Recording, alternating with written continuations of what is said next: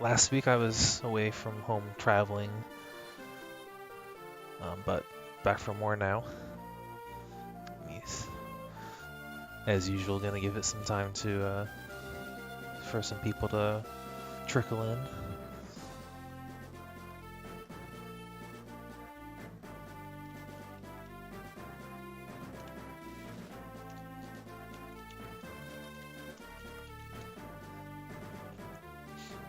I don't remember if I noted or not last time, but the class role has updated as I've progressed and actually unlocked new characters with new classes that weren't there before. I was wondering previously why it was still fairly limited class role before, even though I'd seen enemies in different classes. But now that I have actually used some of these characters in these classes, they're actually showing up here, which is nice. I like that.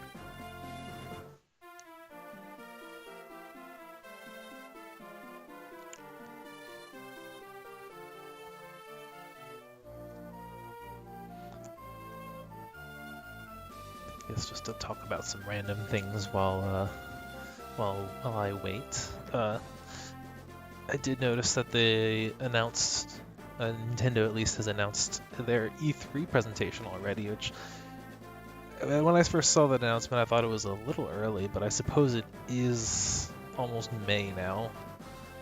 April seems to have kind of come and gone in a hurry, for me at least. But Nintendo's E3 presentation online, as they have been the last few years, if I recall correctly, will be on June 12th, shortly after my birthday. So, given that we haven't heard anything about FE16 since it was first announced at the Nintendo Direct back in January of last year, a lot of us in the fandom are, if not straight up desperate, looking forward eagerly to news on this new title that we were promised, and as far as I've heard, is still slated for 2018.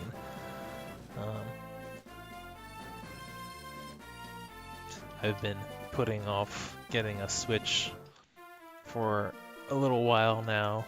A combination of having plenty to do on other systems and a little bit of monetary balance. But if we get the proper announcement with some real details, it'll definitely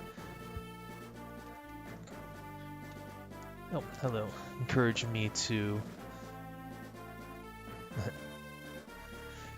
oh yeah, you're going up to visit this week, a week after I went, right? But yeah, I'll definitely be... I mean, the Switch has always been more of a when, not if for me, but getting more details will certainly whet my appetite a lot more for the console. At the moment, there isn't anything on there that is must-have for me, but a proper Fire Emblem title would definitely fill that slot.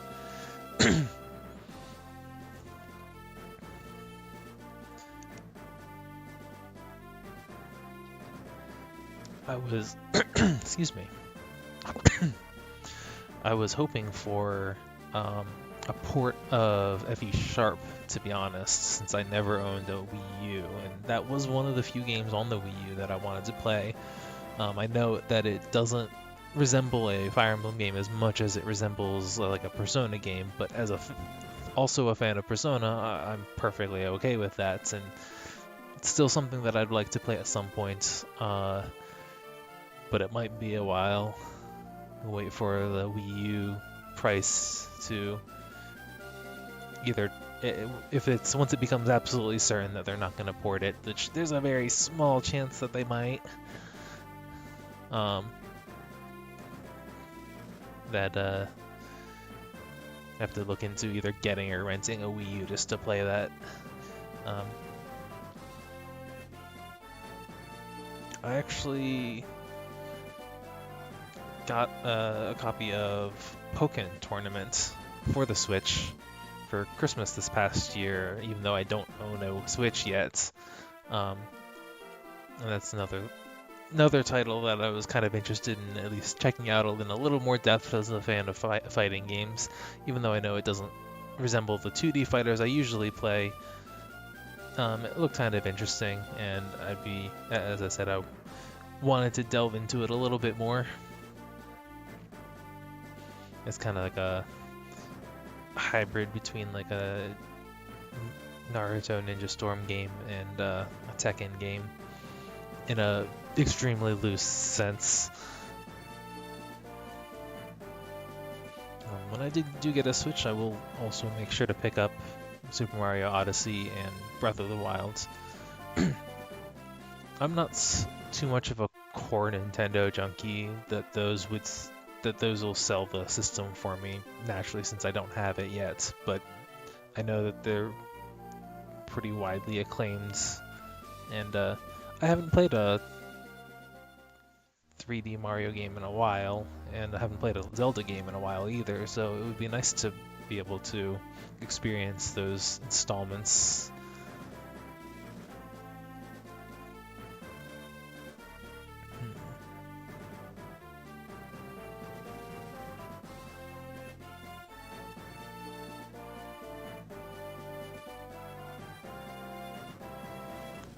Back when the Switch was still fairly new, they released a list of a bunch of third-party developers that had promised that they were working on games for the system, and another studio I should say, that was on that list that had perked my interest was the Tales of Studio.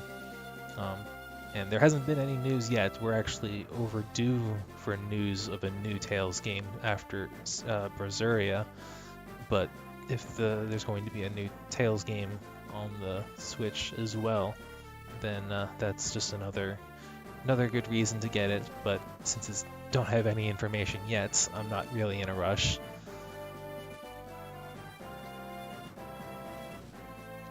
Going back to the Nintendo E3 thing, though, the announcement of the date for the conference made mention of most of the usual suspects, stuff that they had already made note of in the last direct that they did. Was it last month? Maybe the month before? I think it was last month. Smash 5 stuff, the new Splatoon, which I never having had a Wii U, I never got into that either. And haven't really been into Smash since Brawl. Melee was like the game of my childhood, but I played a lot of Brawl in college, and when Smash 4 came out, I had already kind of moved on to anime fighters though, so I never really got much into it. Not for lack of trying, but just didn't quite feel right to me anymore.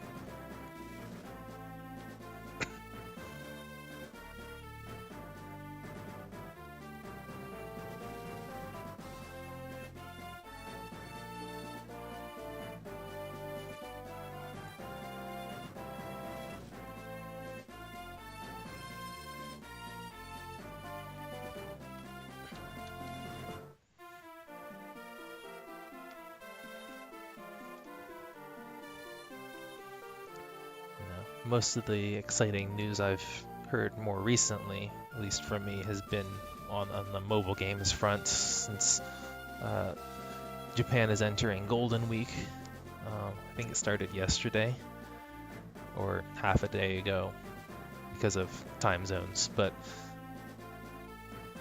they're in Golden Week. I don't know a ton about that celebration other than it comes up frequently enough to know that it's a pretty big deal over there. I want to say I've heard something about at least part of it being a commerce or commercial celebration as well. And I know that some of the days have specific focuses. May 5th is Children's Day. I know that mostly because it tends to be one of the more often remarked ones.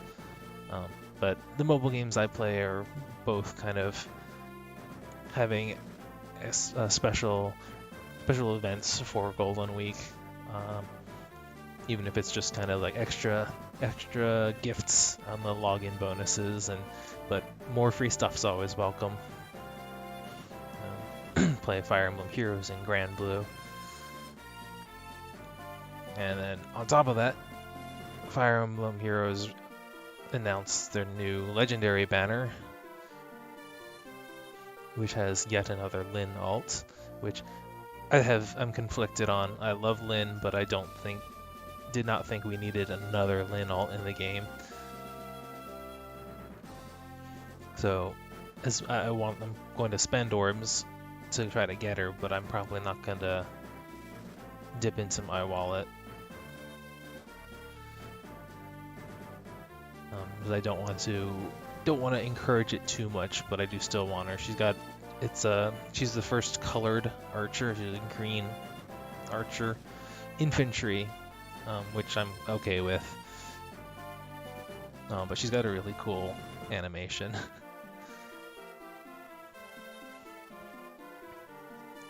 But I've been kind of complaining about some of the legendary heroes since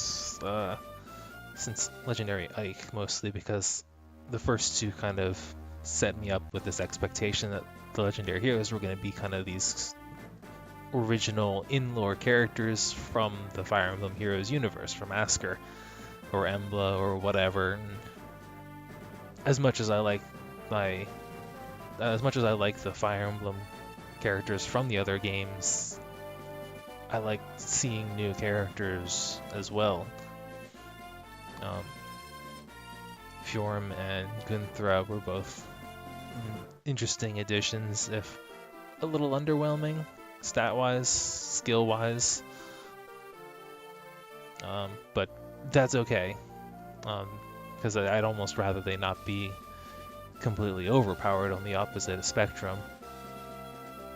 But there's a lot of original characters.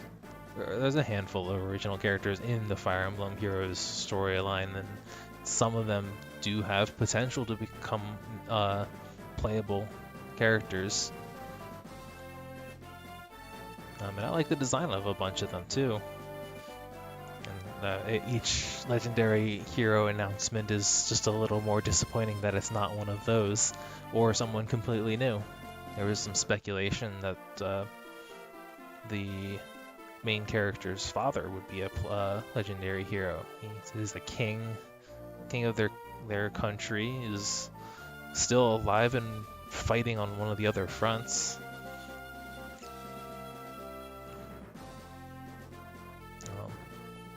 Some of those comments kind of raise more questions than answers, but he certainly could have been an interesting addition too.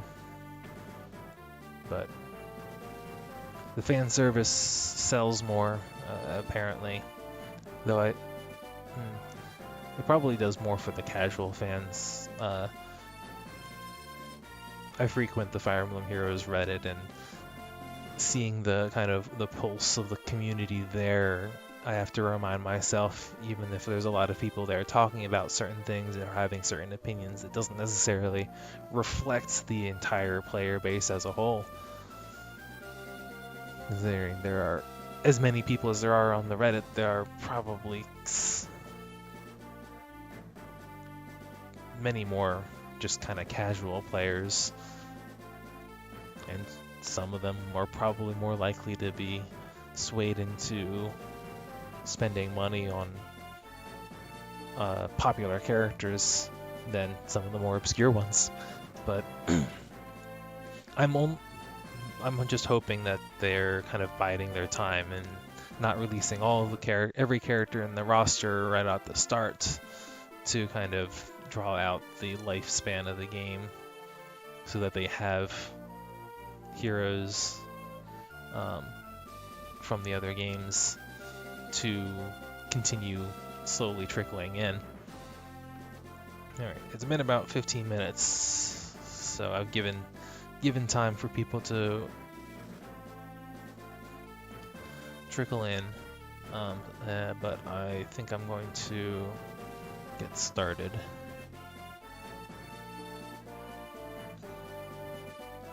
I've rambled long enough. I can probably keep that in the final cuts and just put timestamps for when I actually start playing. I need to go back and... I think I've downloaded and go back and edit or mark up some of the older videos.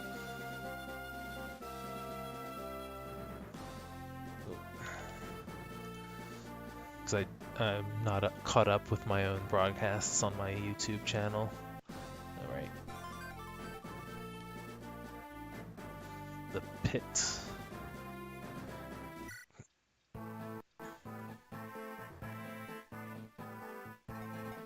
Oh, right. I'll go back to the beginning of this once.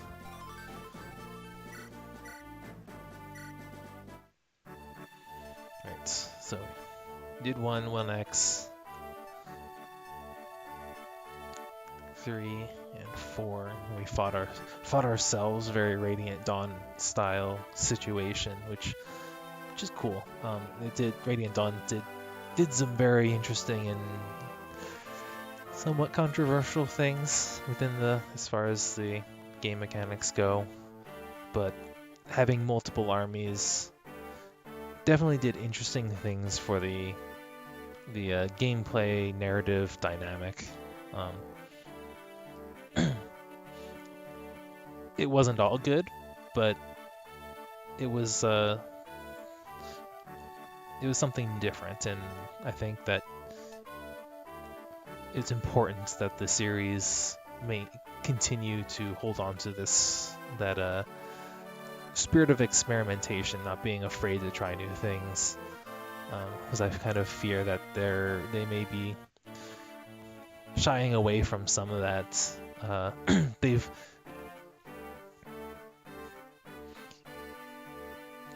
I suppose in the recent history they have done some daring things before.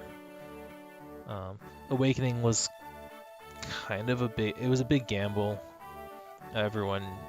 Most people in the fandom have heard the story that Awakening saved the series and that they went all out with it because in the event that it didn't sell as well, they wanted to make it a solid final installment.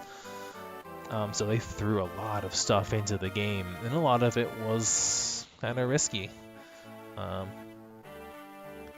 They went in with a completely new visual style.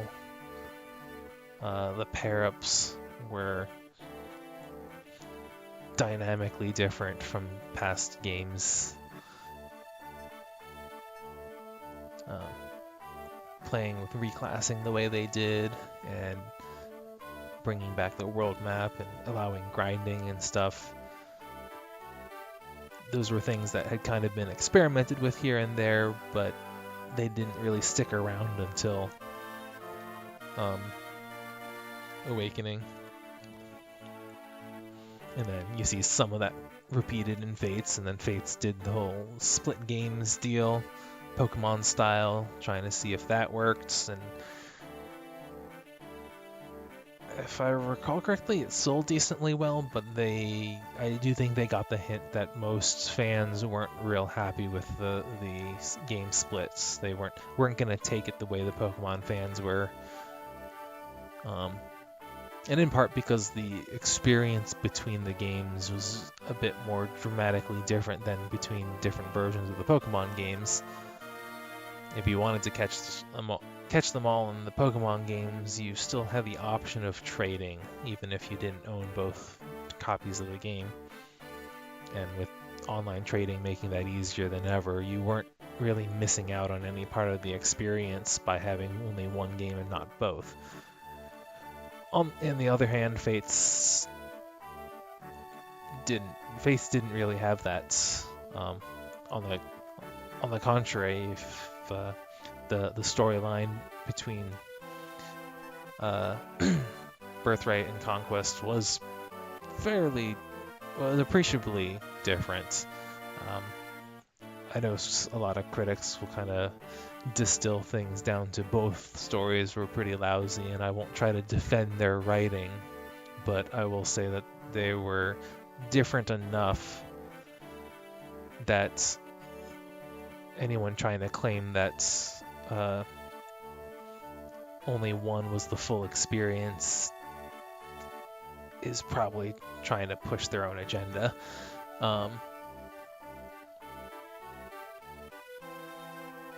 But that wasn't a really good idea. I certainly didn't agree with it. So they got kind of mixed feedback on Fates. There were, at least amongst the communities I was in, there was quite a bit of, as much as people liked it, there was also just as many people who had rather harsh things to say about it. So I kind of think that might have been part of where the Gaiden remake then kind of came in, whether they planned on that or beforehand or not. Gaiden was Echoes was kind of a bit more of a safer bet, much like Shadow Dragon and New Mystery. They were remakes that they kind of brought new things, but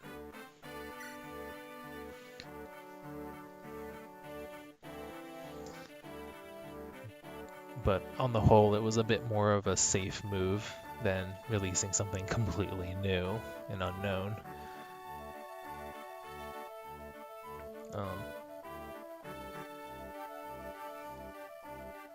I enjoyed Echoes overall. I certainly have some complaints with some things, but I have praise for others. It had great production values. The voice acting was great.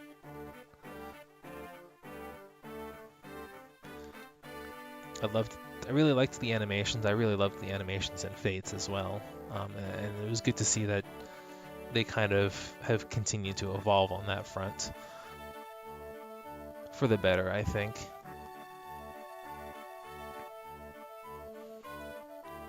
But to kind of go back to where I started with this tangent, Radiant Dawn did a lot of daring things that may not have paid off very well. And splitting the players' armies was probably one of the ones that got mixed reviews because it does negatively affect availability of units. The player units get lower availability overall when you have to switch between armies, unless you do what I guess Echoes did and you make sure that each route is its kind of own full story that can sustain itself. And then you switch between the two, either at the player's discretion or at intervals that make sense, based on the lore and the story. And I think Radiant Dawn's timings, for the most part, made sense from the writing perspective, but from a gameplay perspective, they didn't. They made certain chapters more of a struggle than they had to have been.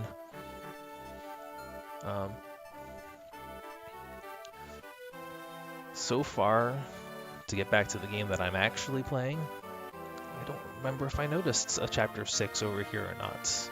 That's nice. So this continues back with Uther, actually. We've gone through 3 different armies at this point. We've got, not counting the prologue introduction that has the legendary heroes, we've gone with Uther through a few chapters, and then Tristan, and then Eliza. And so far we've already seen Tristan's side and Eliza's side interacting in chapter 4. And I'm curious to see how those two continue to play out. Maybe there's something else after chapter 4x.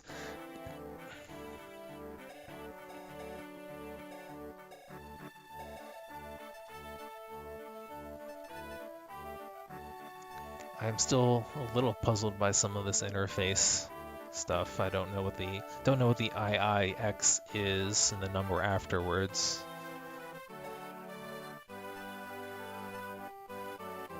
And the way that these chapters are grouped is a little odd as well.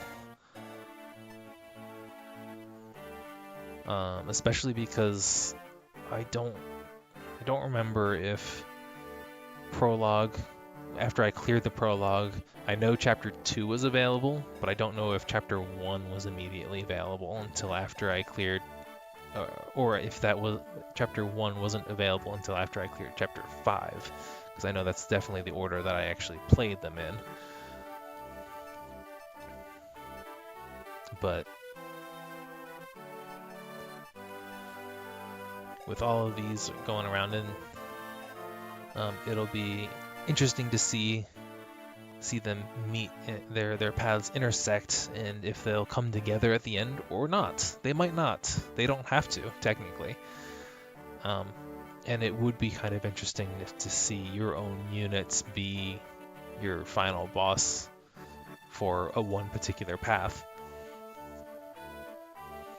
And I don't know exactly how that might work out mechanically. It was just an idea off the top of my head. But so far, I think I've enjoyed how they've done the routes, the army splits. It's a little more fragmented at the start, but you also get exposure to all of the different armies that you're commanding right at the beginning, so you don't really grow attached to a particular group, and then their story is just done for the next 3/4 of the game. I'm looking at you, Radiant Dawn's Dawn Brigade.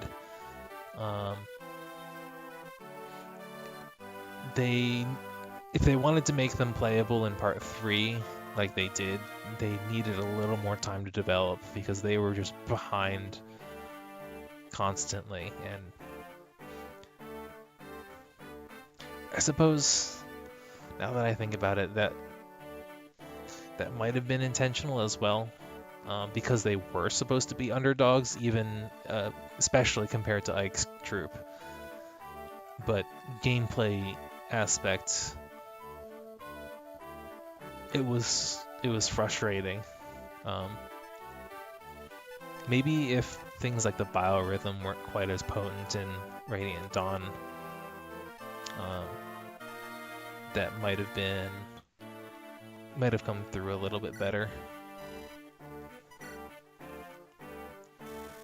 Before I go off more on that kind of game theory, I'm just gonna jump into this chapter.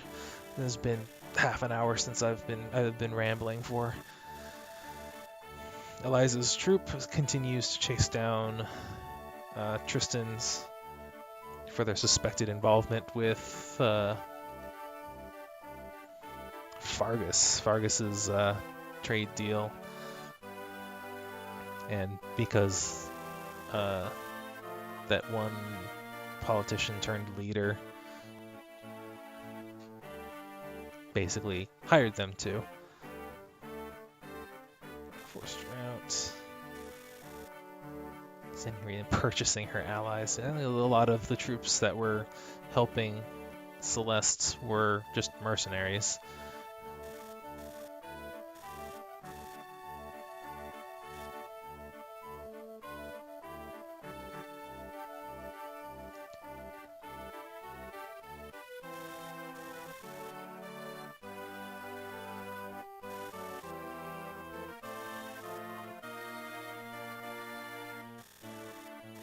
Oh, she asked that the gates were closed so that they could prevent them from fleeing the city.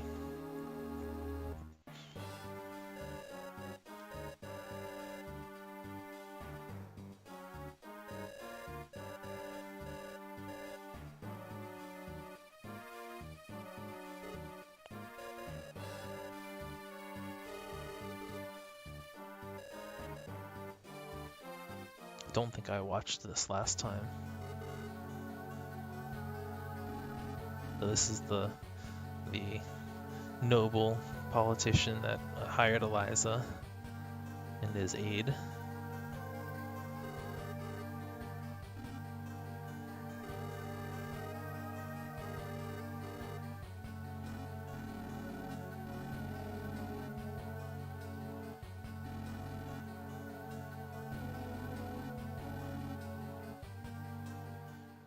Okay, that's information. I'm hoping that comes into actual play.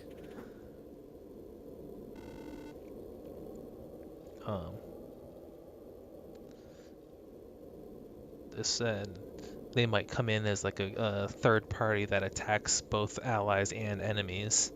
That could be interesting. I know that Bloodlines hack tries to experiment quite a bit with 3 and 4-way battles. Like I think there was I think he's got a map. Gast has a map that has 4 different factions on it at once.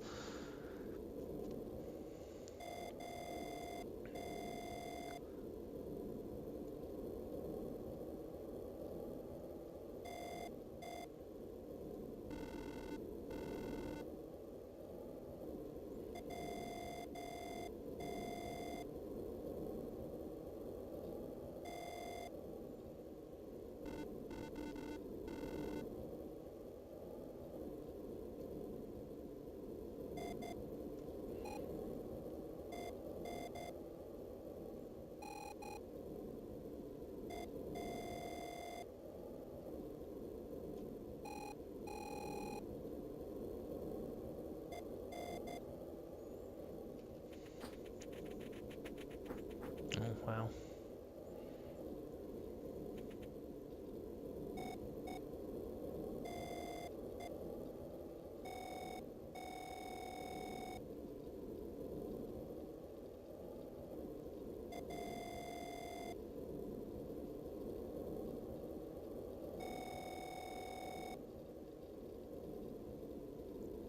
Keep watch for a girl with a sword being your attack. She looks a bit like me with dark skin.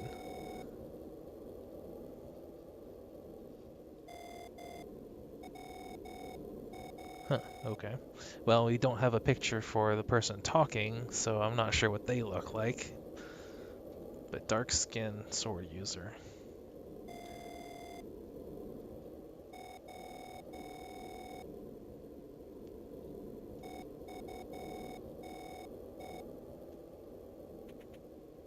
Okay. No idea if Melanie has any intent to keep that, but...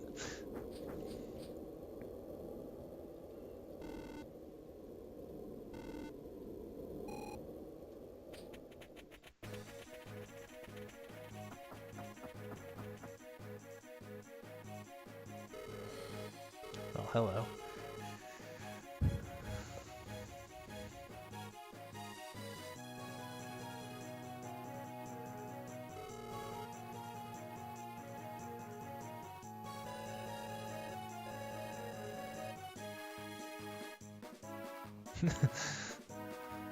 Yeah, kind of. I mean, maybe it's just a hat.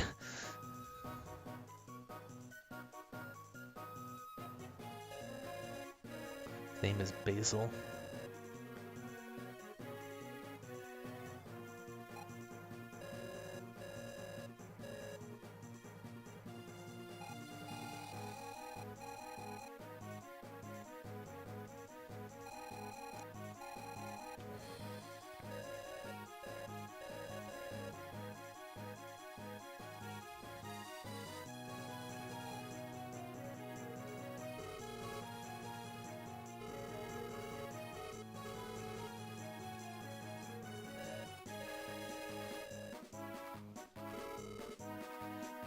Interesting.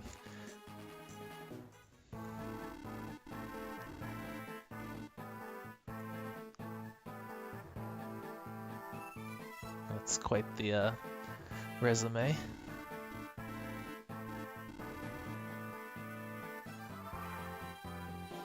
Alright. So, a little more information now. What is this? Why does it look like they're wielding a spear? I mean, I guess it's probably just a staff, but... +5? Wow. +5 attack is a big deal.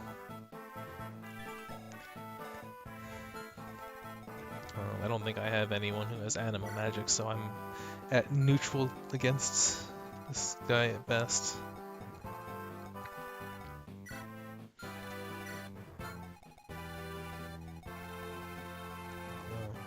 Maybe there's something that's in here, but I haven't run into not seeing any character by that female Myrmidon's description. Okay, so you actually have 16 attack against me, and only 3 attack speed.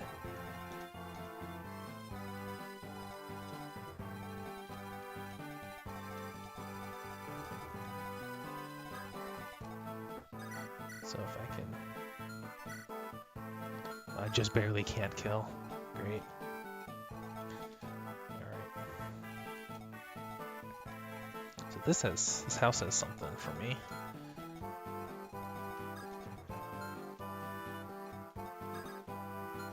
Hello? Oh, hey. Don't remember you before. Yeah, that's dark-skinned sword user, the male mercenaries, right, though. Alien mannerisms. But she's got decent stats and killing edge. So, yeah. Alright, just Melanie's going down there.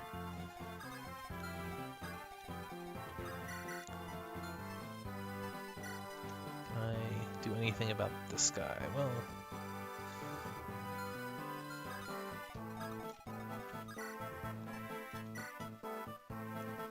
9, 7.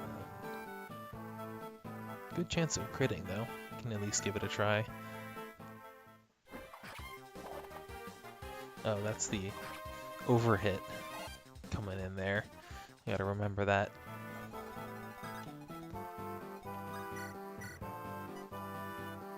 So this could work.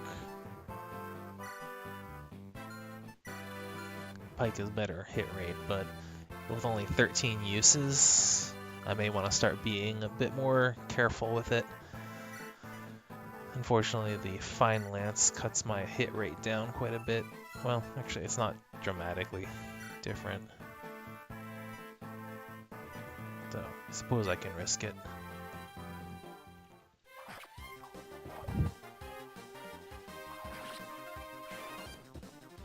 Good.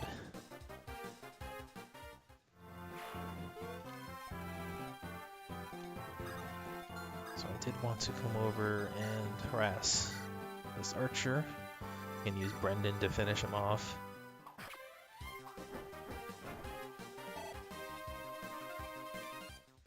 Though giving Vaida the Steel Lance might not have been the best idea from a attack speed standpoint, but she's got 4, and this is the mercenary and the diviner are the only things threatening her. Which, I mean, I can actually make her equip the iron lance instead. Hopefully this hits.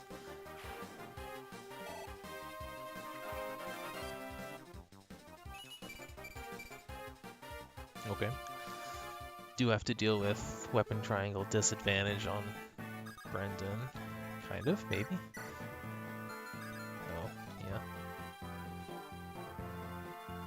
41 HP, that's a beefy mercenary.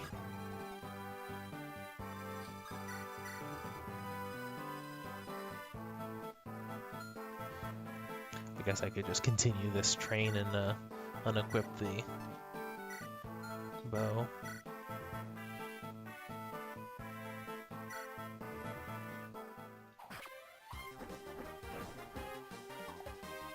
Alright.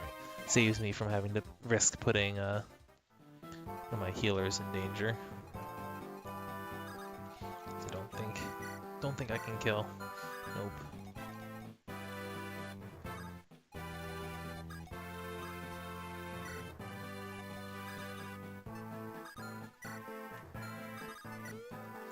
Alright, let's see how this goes.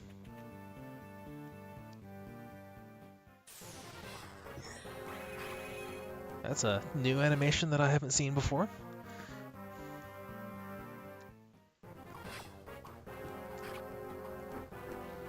Yeah, I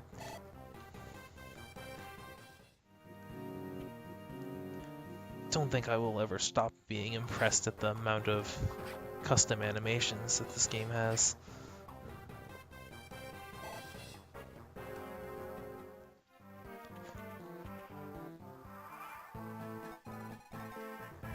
And I mark you specifically.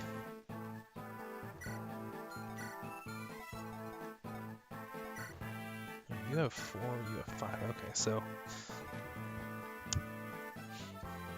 Diviners are a trainee class.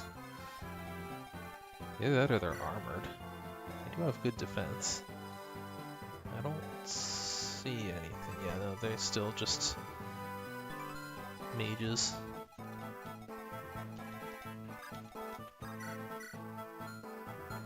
Alright, we need to... something other than, who has... oh, okay. Zephyr has it. That works. We'll just send him this way instead.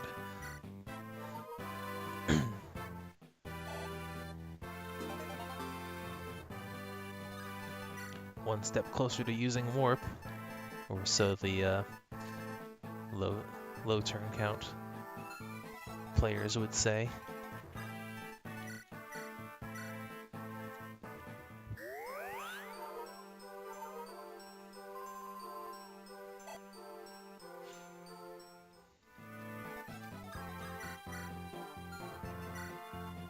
Fire Lance will do the job, then Iron Lance is what I'll use. I do want Melanie to bait those 2 mages next turn. Or at least one of them. I can get in range of either one, and only one of them will actually move. But I want to make sure that, well, can she handle? He only has 2 resistance, so 30. Just to make sure, yeah. Didn't think that anyone is in danger of being one-shotted even by, like, magic like this, but I figured I would check just in case.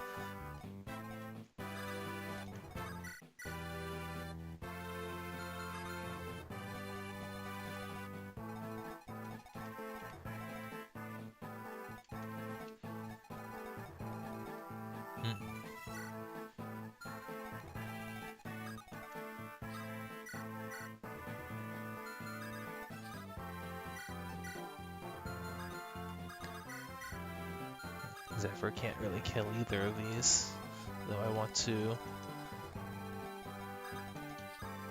put her in range of... actually, Vaida would probably be a better person to put in range of that thief. Oof.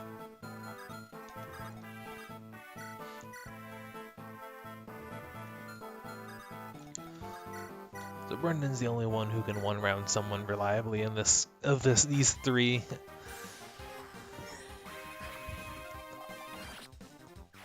So go with that, and then let the other 2 gang up on this mercenary. Got 10 and 11. Though she should level up from this. Whether or not it killed, regardless.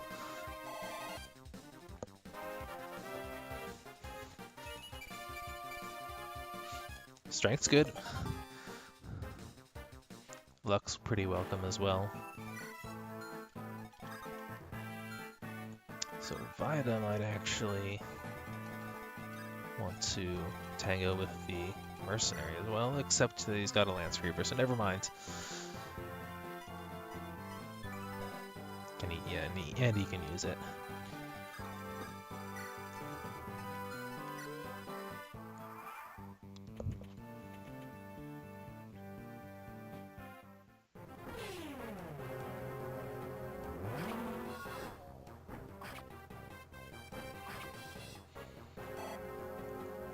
So did that thief actually attack Vaida, or did it just move?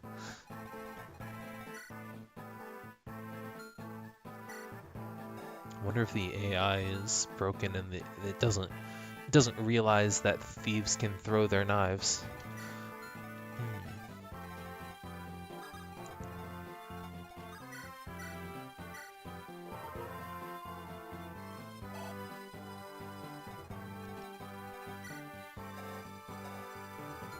18 speed, huh?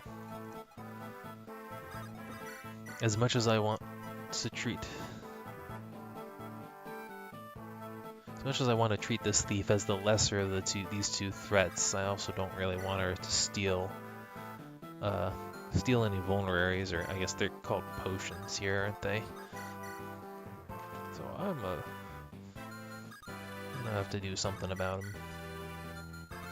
At 18 speed, though, so he's gonna double pretty much everyone. Thus, I am once again met with this situation where I need two things dead and only enough firepower to kill one of them.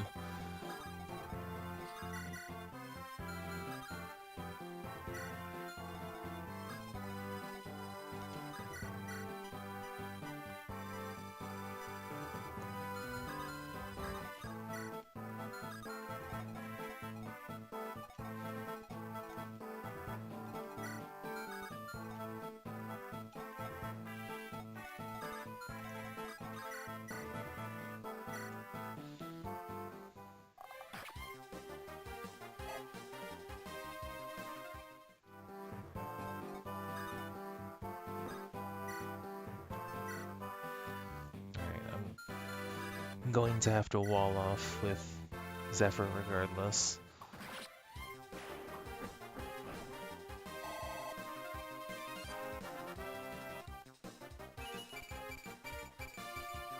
That was a great level up.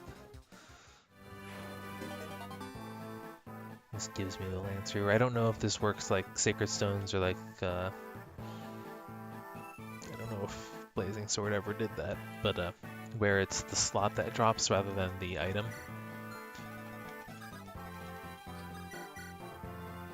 You can double even Zephyr.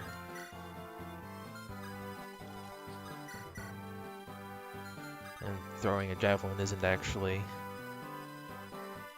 auto mod.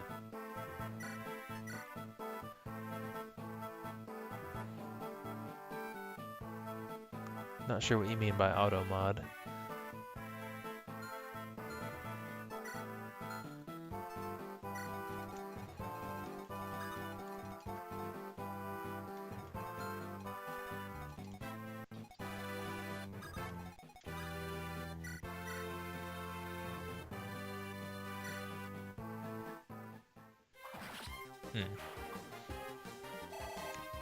Okay, if that's a specific reference, then...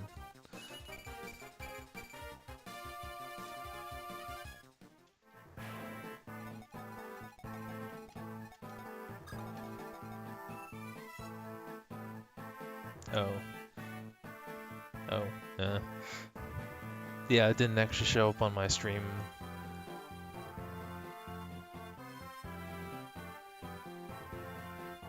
Well, the auto mod thing. Do I have Twitch open on my... I don't. I've just been looking at the interface through Streamlabs widget.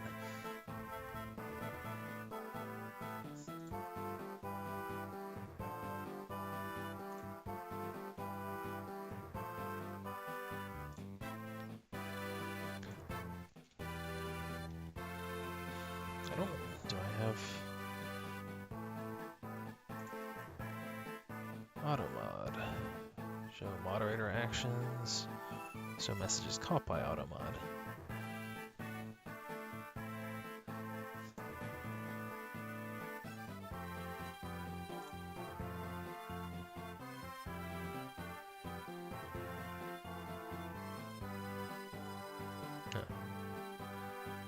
I'm not sure.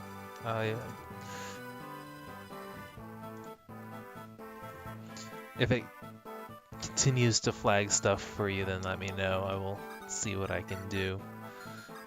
Actually, I can't reach, even though L can actually reach. I don't have enough spots. Well, I suppose Melanie could have attacked in melee range.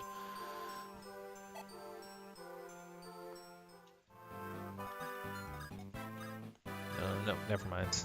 I need to stay out of Sasha's range. Saka, sorry. So that I can recruit her next turn.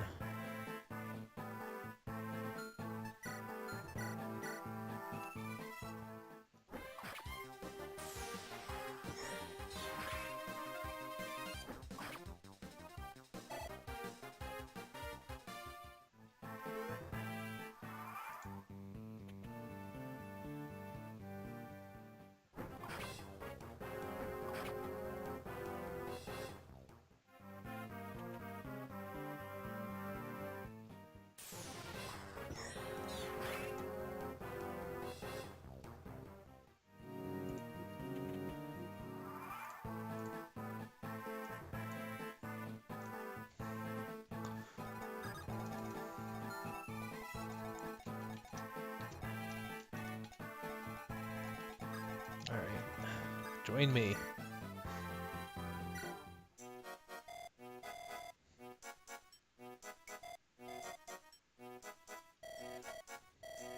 This is not the music I expected to hear in this setting.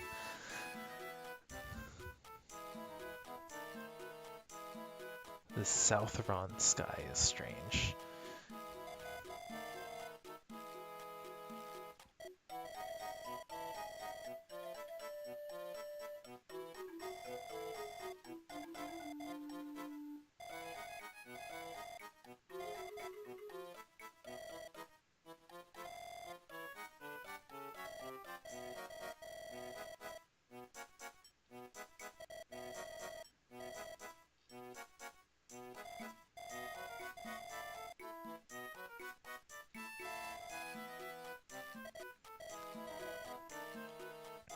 It's awfully trusting, though she does seem kind of a bit of an airhead.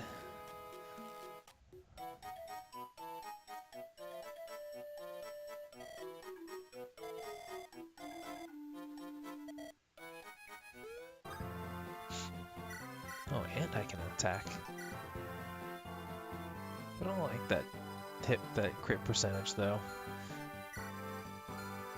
Maybe I should just not. It's not like I'm lacking for attackers here. Let's see, make sure that, yeah, her animation's on. Let's see, level 14.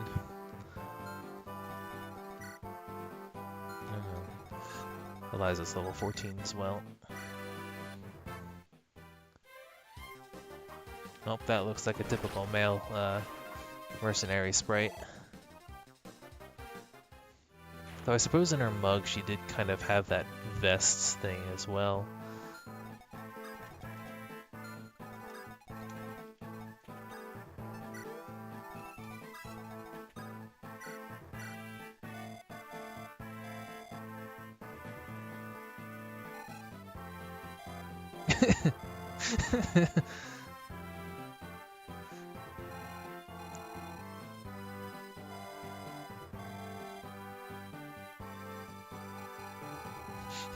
Eliza is unamused.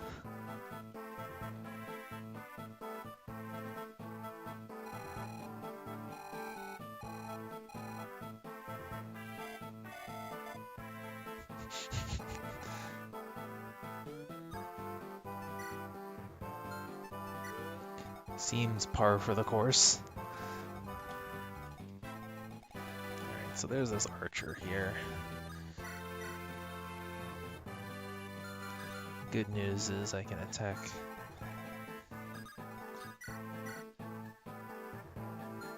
without too much risk there. 11 defense. It'll be... It's +2, but that +2 goes away since I'm moving more than, what was it, 1 space? 2 spaces? Moving more than 1 space.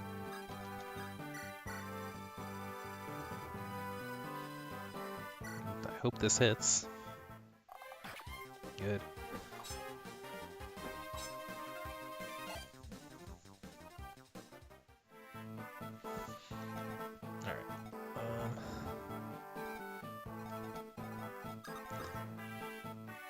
So Vaida can rescue Zephyr, so I will finish off with Zephyr and then rescue with Vaida, so that I get her out of that archer's range. And apparently, oh, you've got a halberd too, because that's bad news. Right.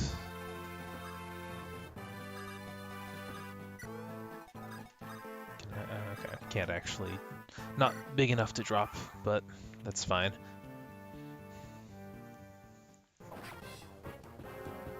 Yep.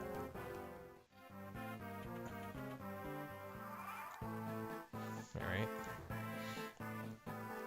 There's been a little bit of movement on this map, but I suppose they are supposed to be kind of waiting in ambush. Supposedly? Oops.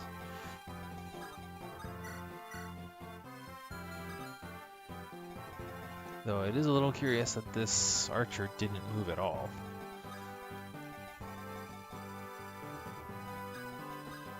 Need to let my flyers regroup a bit here. See, I've got 20 turns and now we're on turn 5, which is plenty of time. I think I mentioned last time that the time limit could stand to have been shrunk a bit. No, I underestimated that movement range. Is that going to be a problem? 36 HP. It's 44 total soak, which, no, should not be a problem.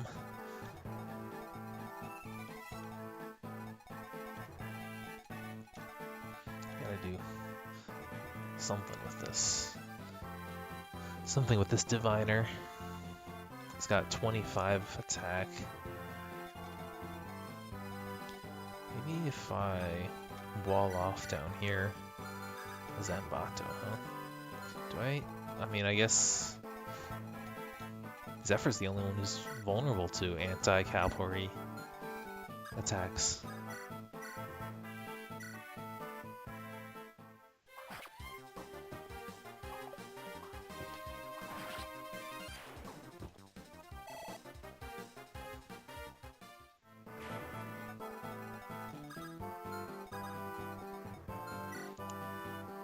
Oh, she's got resistance. Alright.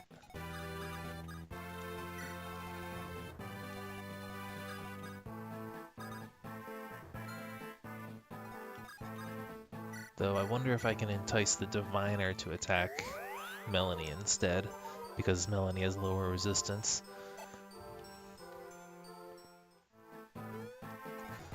Depends on if, yeah, you don't have a, just have a steel axe, and you also have a steel axe.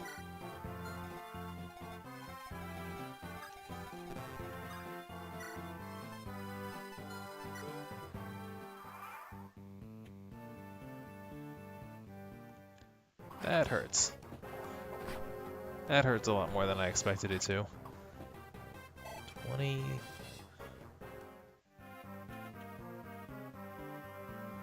Well, that might be game over.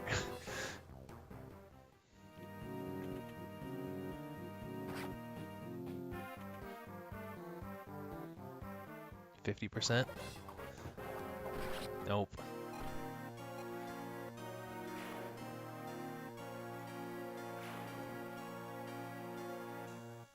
I gotta check those Brians again. They hit way harder than I was expecting them to. I have a is this gonna do the same? Yes, yeah, do the same thing. That does work. Wasn't sure if it would because this is not actually a emulator.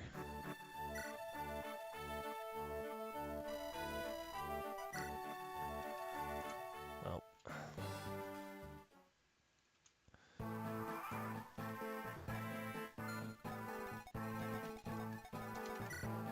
Yeah. It's 21 attack. 17 attack. Why was that doing so much damage? Climb? No.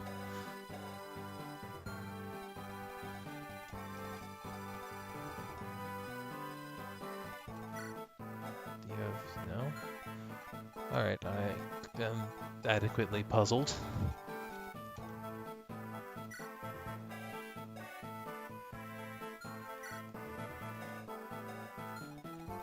Unless weapon triangle advantage is suddenly a like 100% boost. So 13.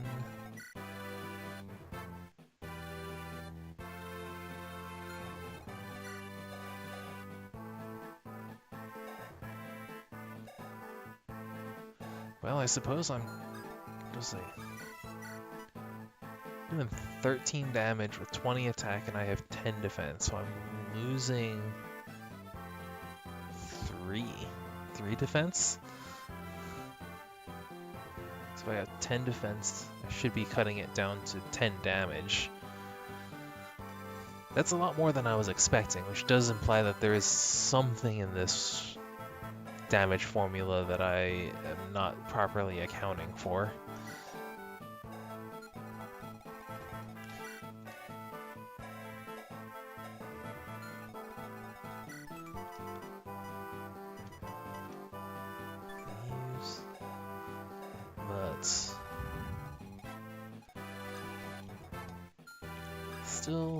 Still a little puzzled.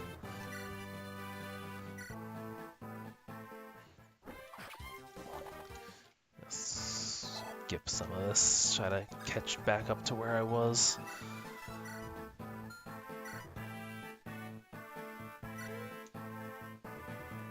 I might actually just turn off animations for the time being.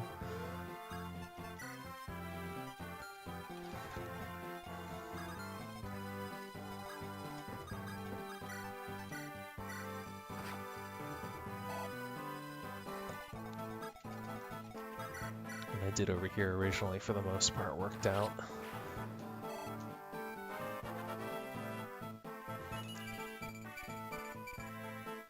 Same good level up. Hopefully Eliza still gets the level up she had before as well. That would be nice. I suppose I can actually visit this.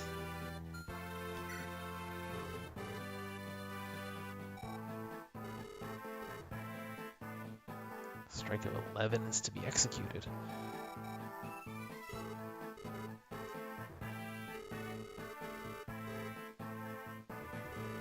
Ooh.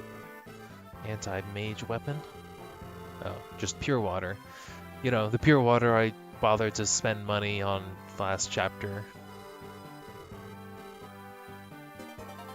Which reminds me that I do have pure water that I could probably make good use of. Also, I probably could have gotten that heal off of Zephyr earlier.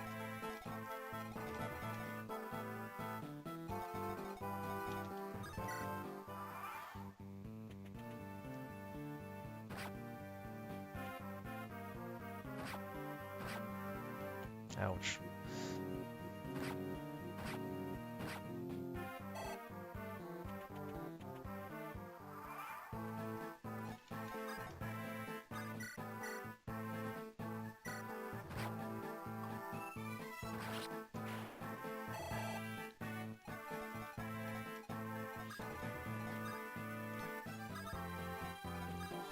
maybe sending William south this time. 2, 3, 4, 5, 6. Sorry.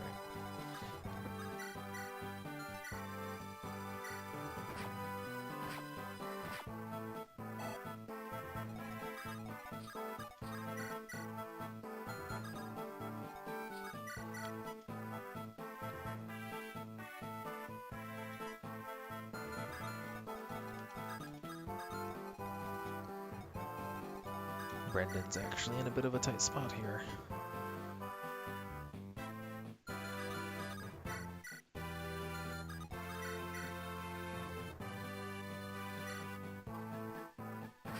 Well, lovely.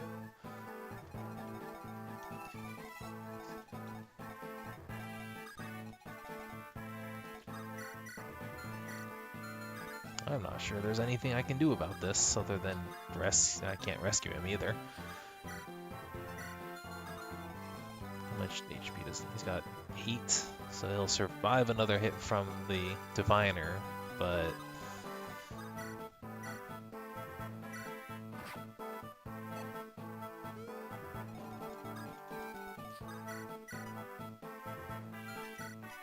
I can't kill this.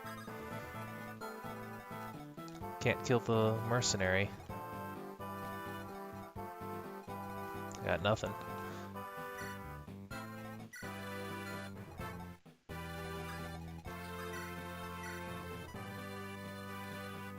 Gotta hope for a crit, and it didn't happen.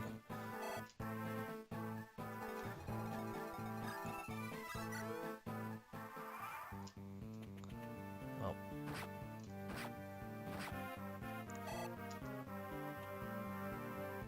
Oh, yeah, nope, dead. I'm not sure if I can afford that, but we'll keep going and see. Because Brendan was definitely one of my bigger damage soaks and damage dealers just by being my only pre-promote.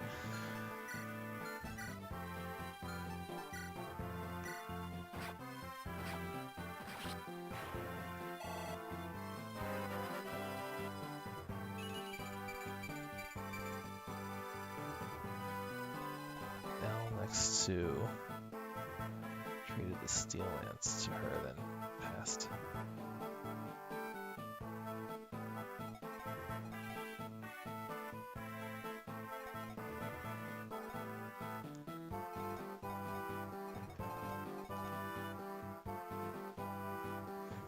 That might have worked. I mean, we're still counting on hit rates, a steel lance hit rate basically.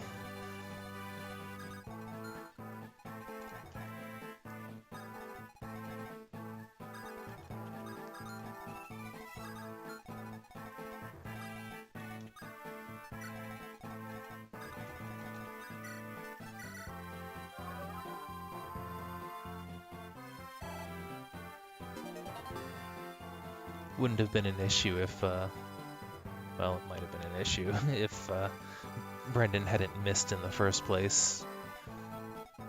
I think he missed an 80% or something.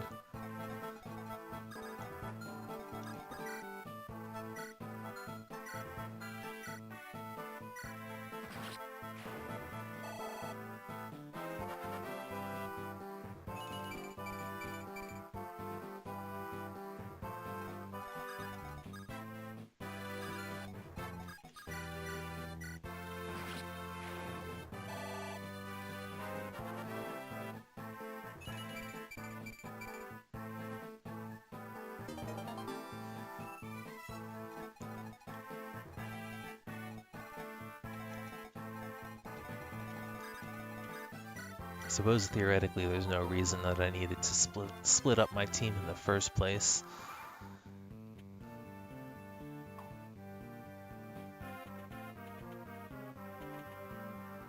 Okay, so that's the brigand I wanted to inspect.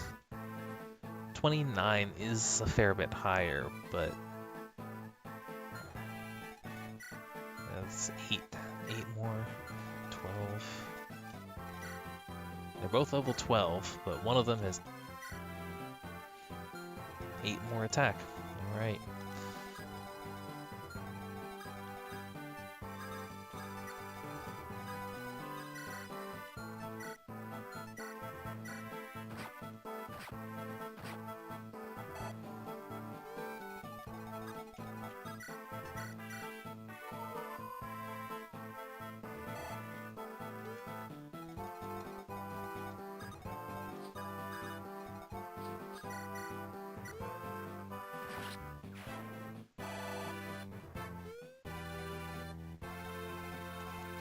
Can't. That's not a barrel.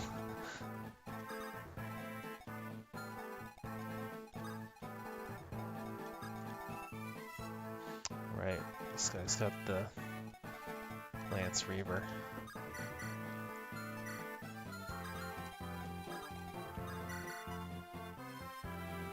That's a crit rate.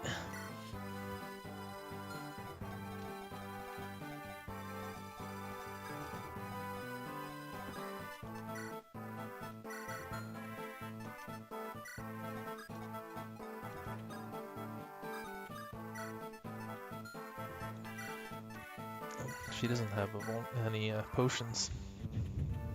Okay.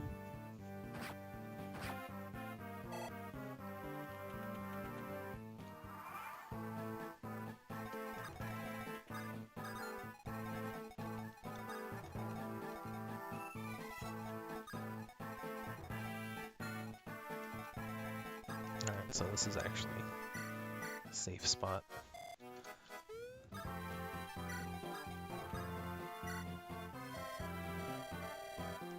Oh, it's the apothecary, I think.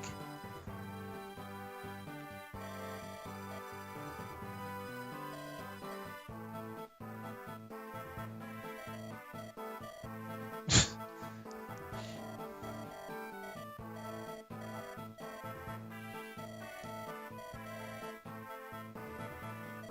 that a prank shop?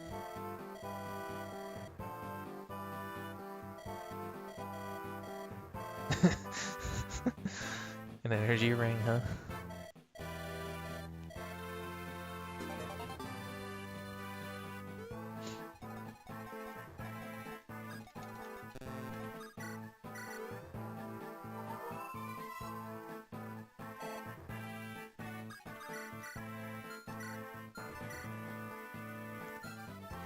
Oof.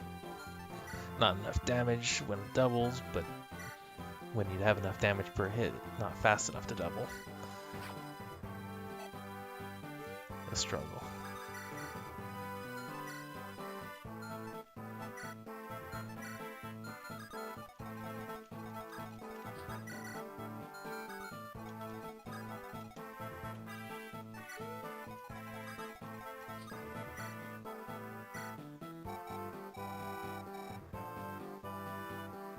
Draco.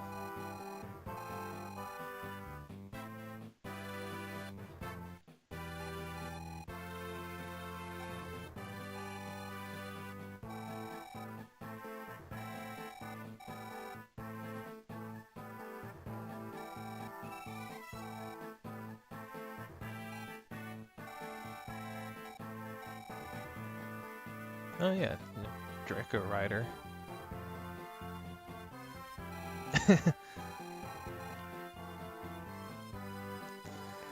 Yes, that shopkeep was quite bold.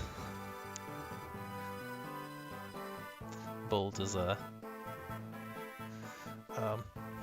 polite way of saying it.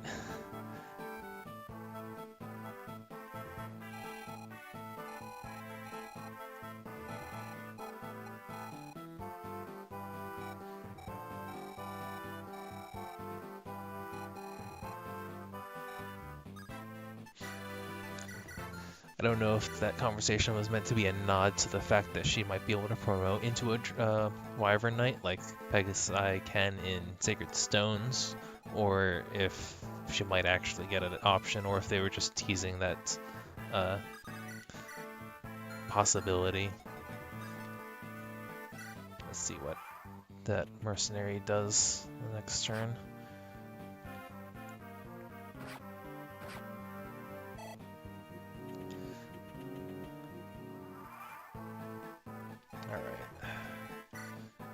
Don't like that the thief joined the fray there, but wow, this brigand still hits really hard.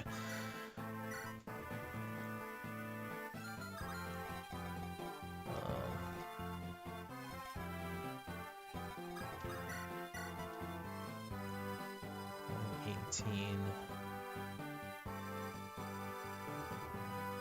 $29, and it's fast. Kind of fast? How fast is Saka? 11, okay. Not terribly fast.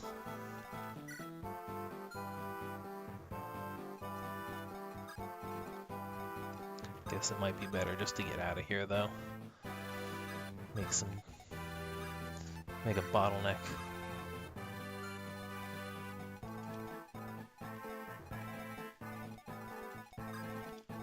It took 22 damage, 20.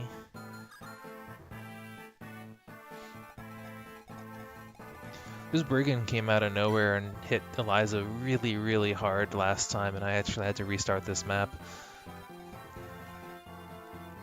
And things didn't go as well at the beginning of the second attempt, and I actually lost Brendan, so I'm down a warrior right now. But since I'm not forced to restart, I'm going to continue Iron Manning. Unless something else goes terribly wrong, then I might consider it.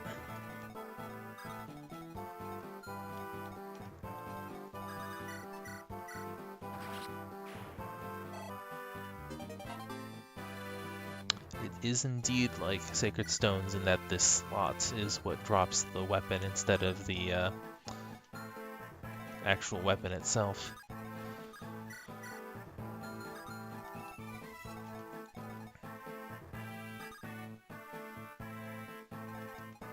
Alright, well I might be able to bait the ranged units here, as long as I'm not taking too much damage from either of them. 14 and 13. So I can use the pure water and cut down what the diviner does to me.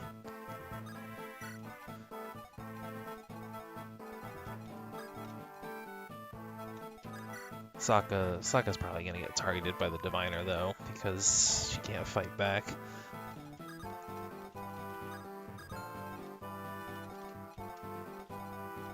One, two, three, four, 5.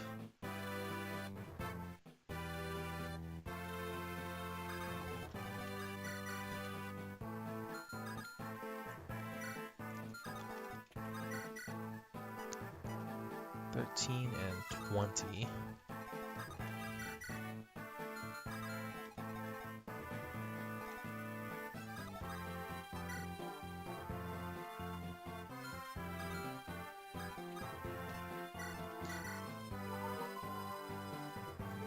Can just be a little safe here. Then we got the new recruit. This was a group that I played with 2 weeks ago. But if you weren't there for that, then yes, this is a new. Yes, I'm actually fighting against Tristan.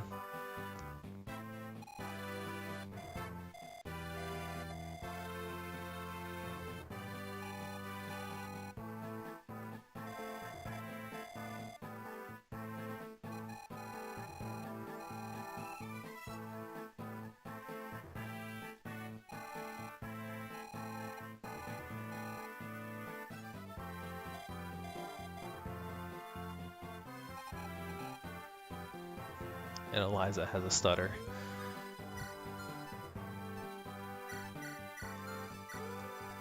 But yeah, Tristan's not on the map, but the Zweihander that I had with him is one of the bosses, along with Junpei,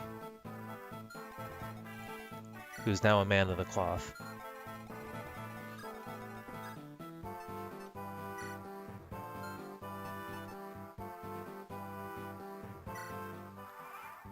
Let's see how this goes. Interesting. Not awful though. I have my bottleneck.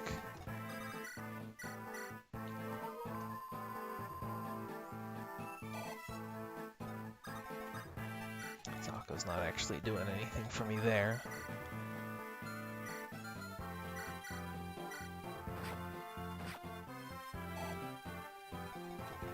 I need to get rid of this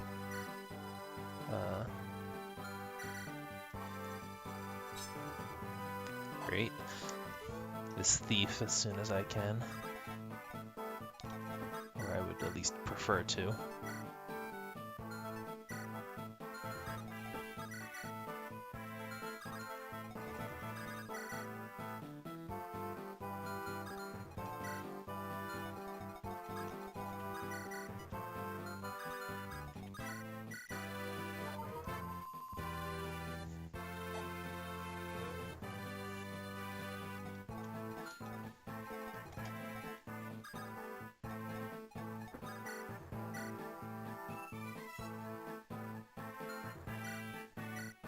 Alright, I'm not sure what the thief is gonna do.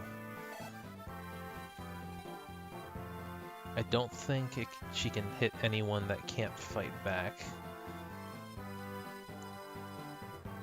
Really, dog?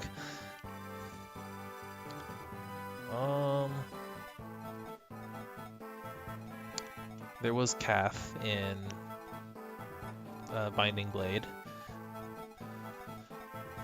There weren't any enemy female thieves, but were there female thieves in Fates even? If you mean the outlaw class and Nina, maybe, but got Kath, Patty in Genealogy. It's Fire Emblem 4.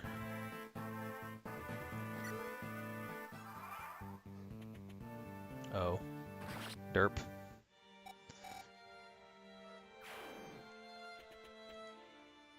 Welp.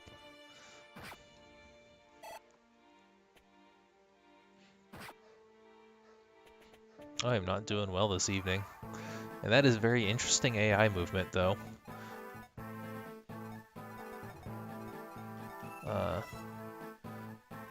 Is he going around because that's an opening?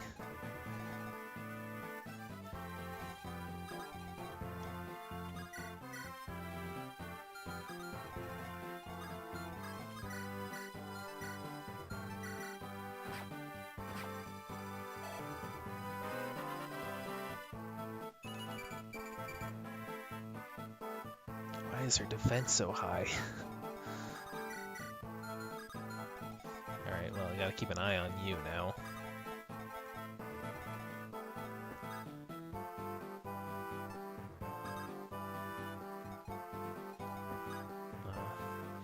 Want to take that archer out, but I know Vaida doesn't have the power to do it by herself.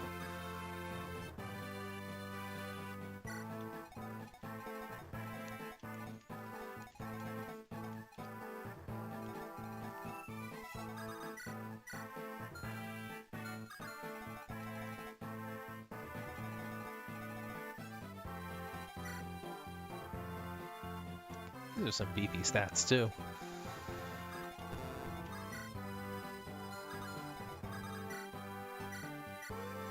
This'll do. I suppose I've, for the most part, caught up to where I was, though I'm far worse off than I was on my first attempts. Can turn animations back on.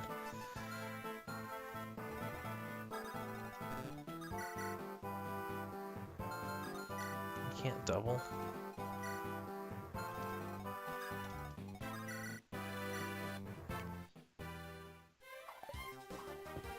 Can't even hit a 77.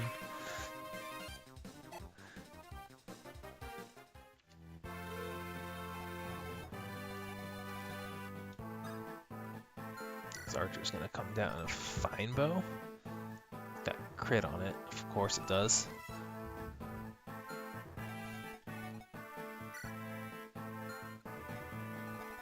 Saka might be dead. If Saka dies, then I'm going to restart, because I've just been that's bleeding out a little too much.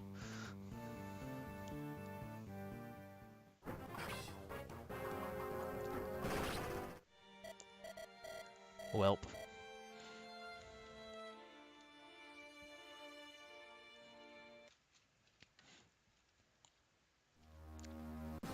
Alright. Try again, except not terrible.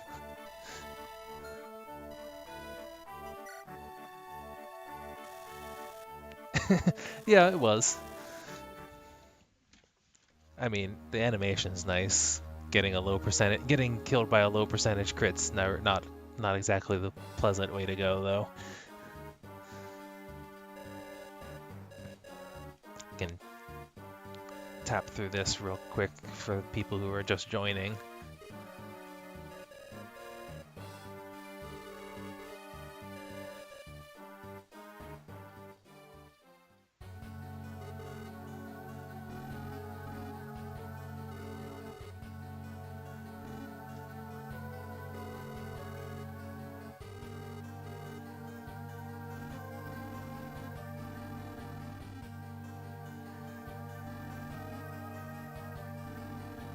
I'm assuming that the cavalry charge that he's ordering here is our 20 turn time limit and not something sooner.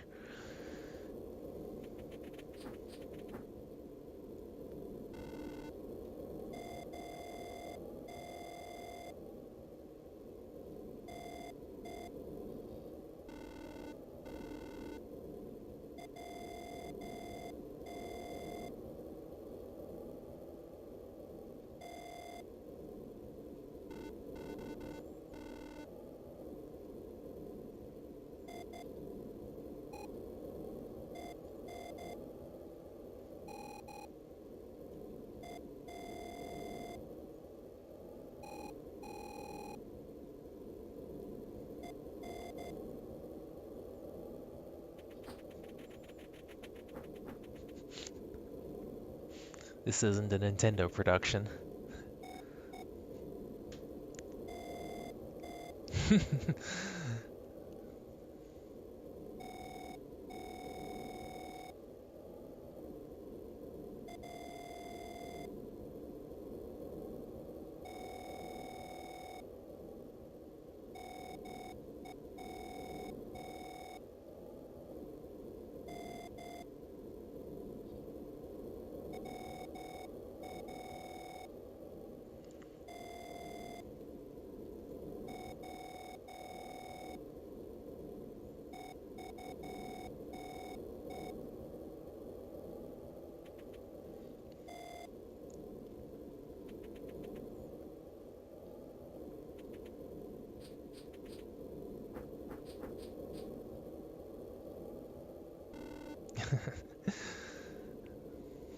Dastard.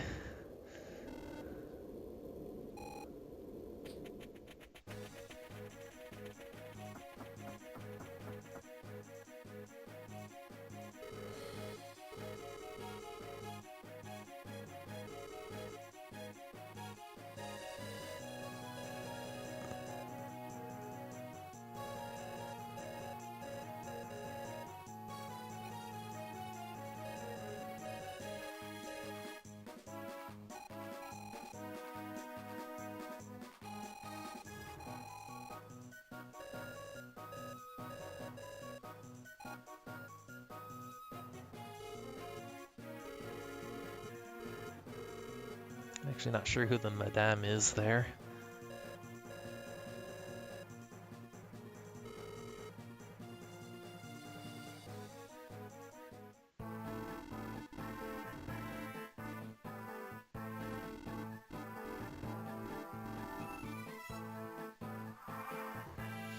Alright, so maybe I don't overextend and try to kill this archer on the first turn. Maybe that's a good idea. Go back to animations off for save lost time. Yeah, that's a good way to start. Though I think that's what she might have done last time too. So I remember not having very high HP. Being able to actually kill that fighter. Alright, can do this.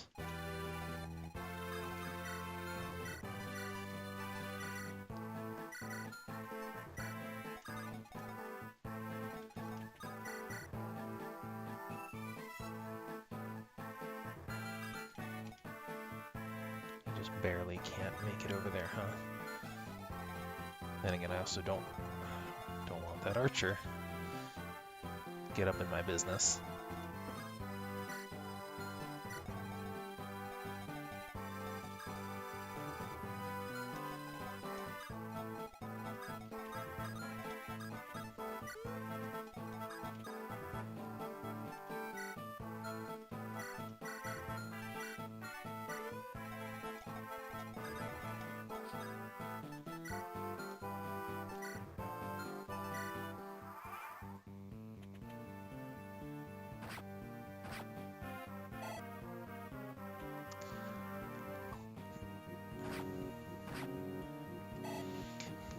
I think this chapter had a pretty substantial jump in enemy stats. I don't remember exactly what last chapter's stats were like, but I definitely didn't have to play it quite as defensively, especially when I'm supposed to be the one hunting, story-wise.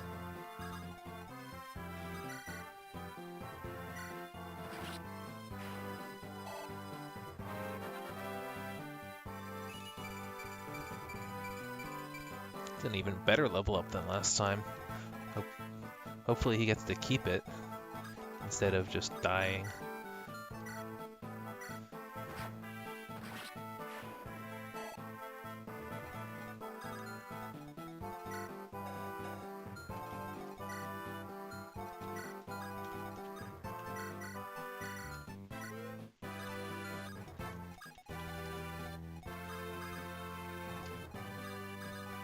Doesn't really matter. All stat insurance.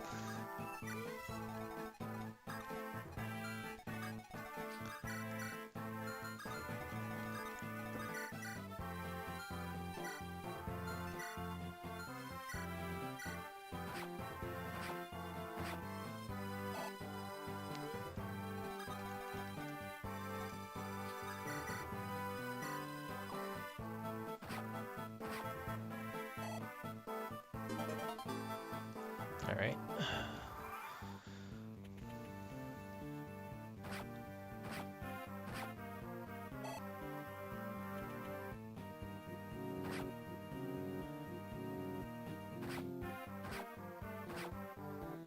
Oof, 1 hit point.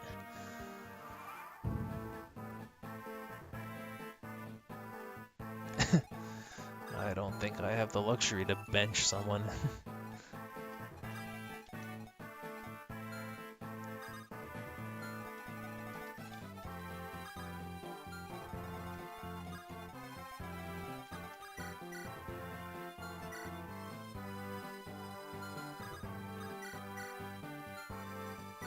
Need to get her a new sword.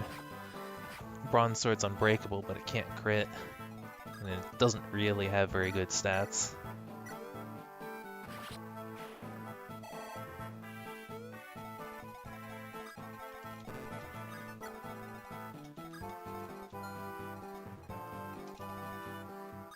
Gotta be a bit wary of you.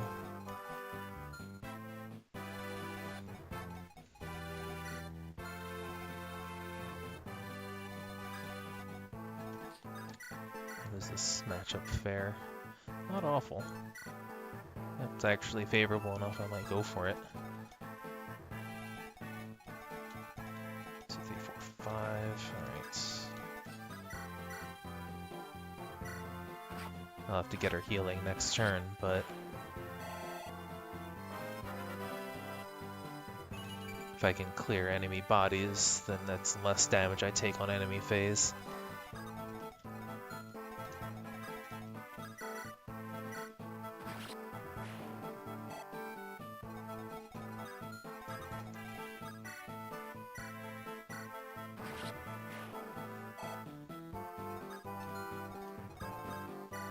get this extra pure water.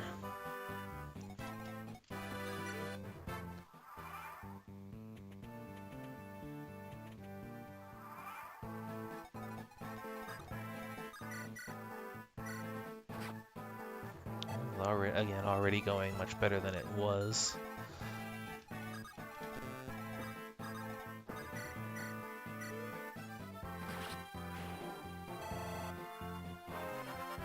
Vaida, this one? Yeah, I think she does.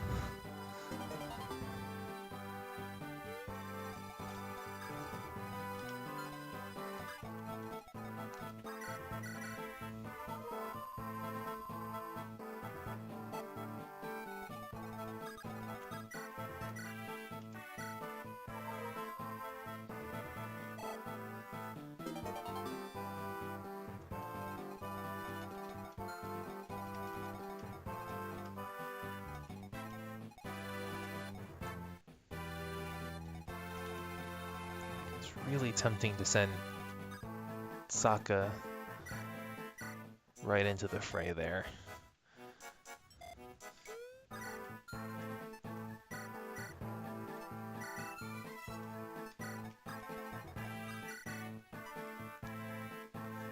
Like, this isn't too unfavorable, but she's gonna take hits from this archer, from this axe user, and whatever counterattack from the brigands.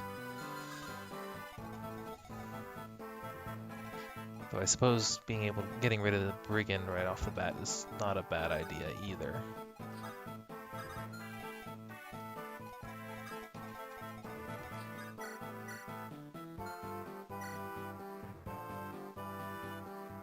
It's decent, but it's got a non-zero crit rate.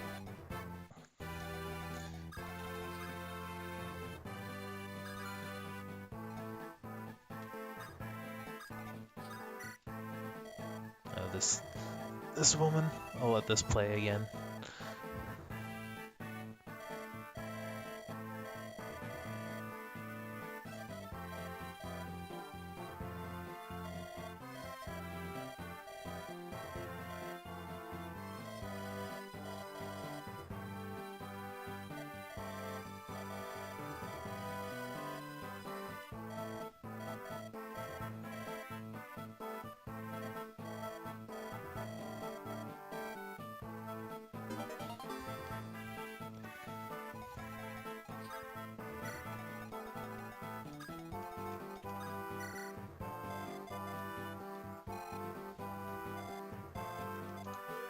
I already let that one play.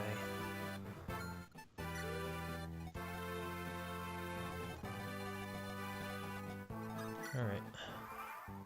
Let's go.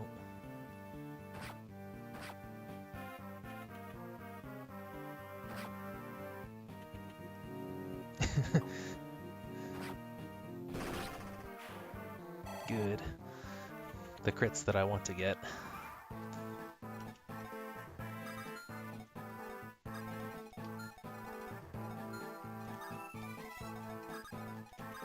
There's a safe place I can harass from.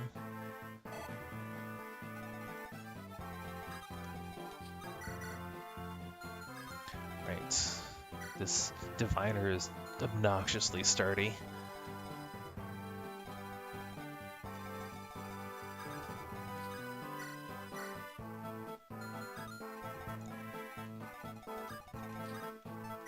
Just gonna get Saka out of there.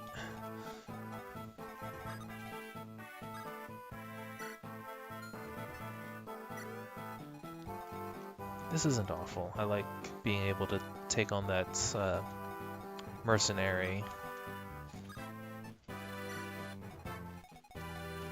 Yeah, this is supposed to be a trainee class with a 4 movement.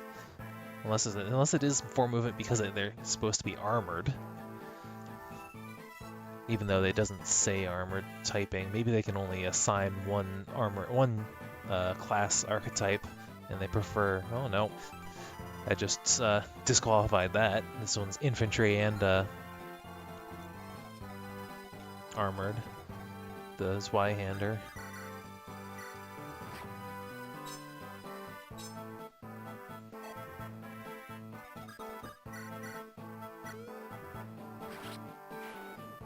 Good.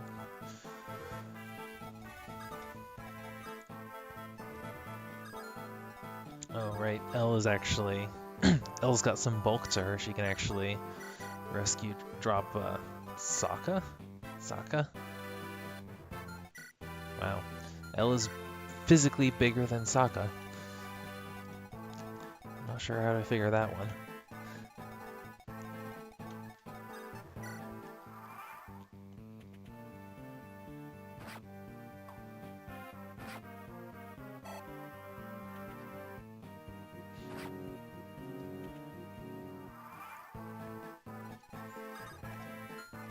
Alright, from here...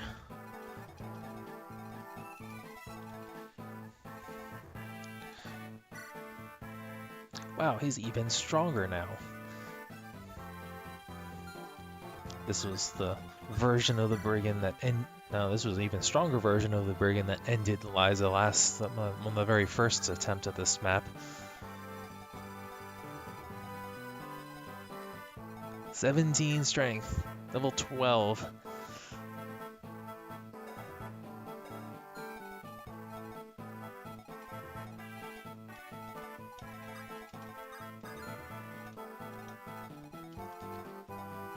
I don't know quite what to make of it either.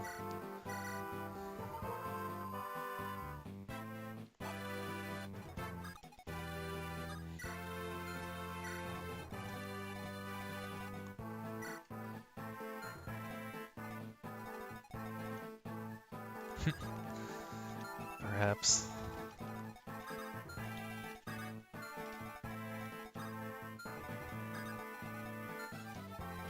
Gonna what?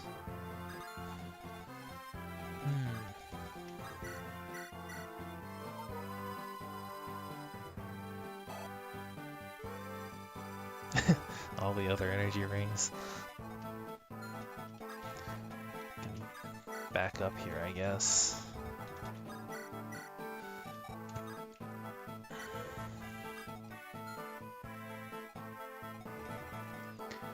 Actually, I can draw the diviner to attack Zephyr and try to make sure that I don't get archered in the process, which I shouldn't. Who actually wants the energy ring too? That's a good question.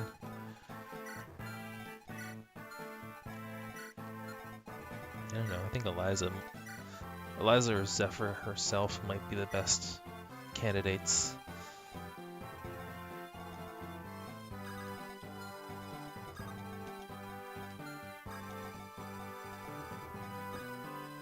Oh, hey, a support.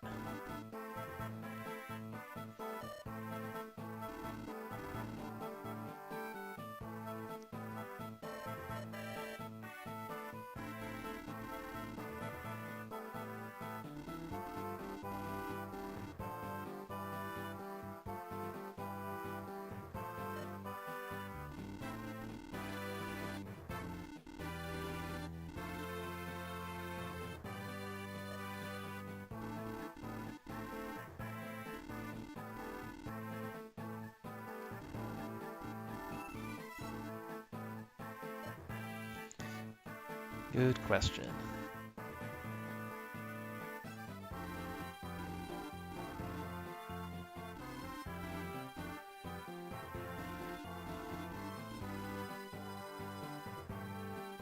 Cakes and dances. Exposed.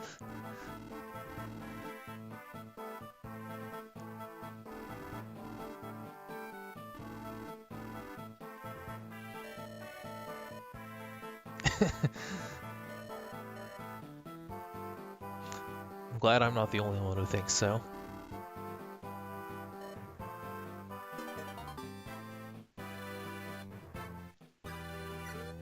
Well, they can stay in their close proximity. Let me check if there are any other supports. There are quite a few of these supports. Wow. Everyone wants to talk to Eliza.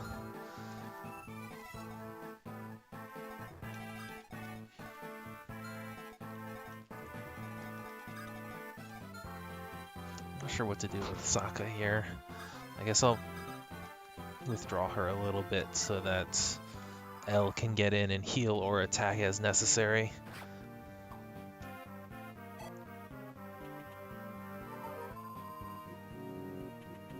Okay.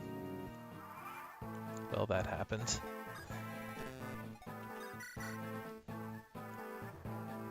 I'd like to think this is favorable. I'm in for a world of hurt if I just get nicked, though. Like that.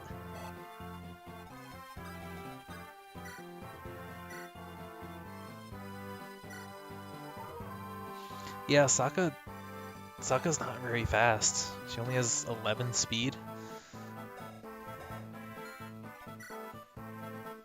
And this guy's got 9 speed and is only barely only slowed down by 1 because he's massive. He's got tons of HP. This archer did not advance on me. Still. Oh no. Now I don't want to charge in there because there's 4 enemies.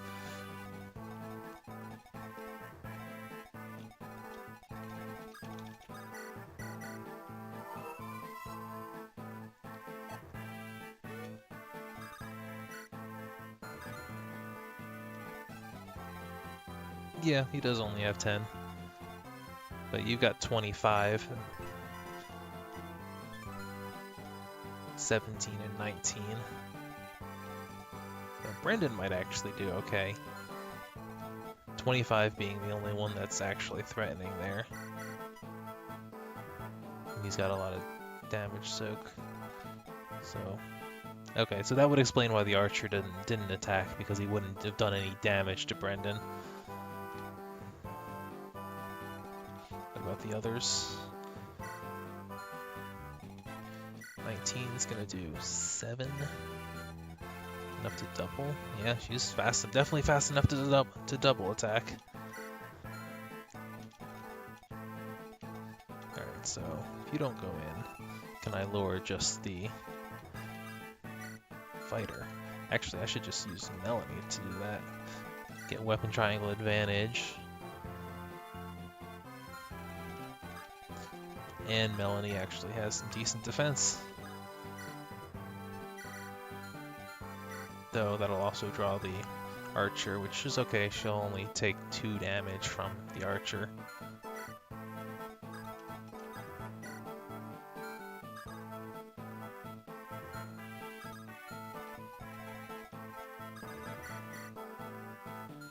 Meanwhile, I'll continue to miss here, apparently.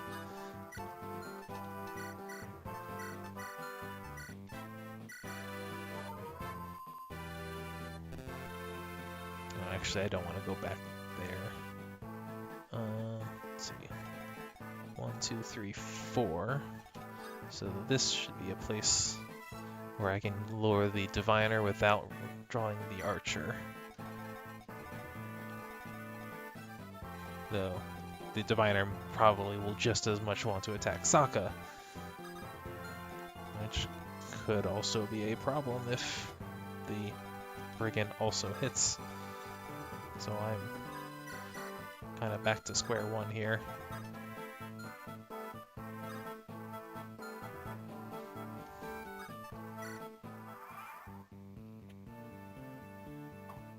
Good. Now that I think about it, I'm not sure if this is a... I assume this is now 2 RNG.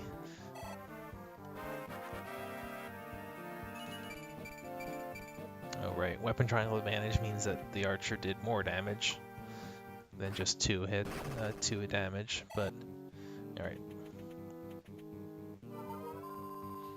Okay. Bad news, I'm getting swarmed up atop. The good news is if I make it through, then that's the last of the bulk of the enemies.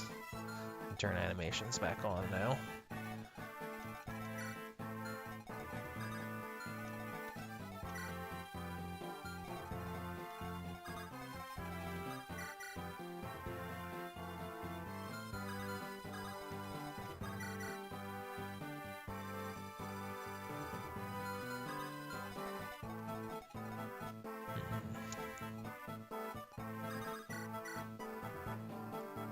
Okay. 4.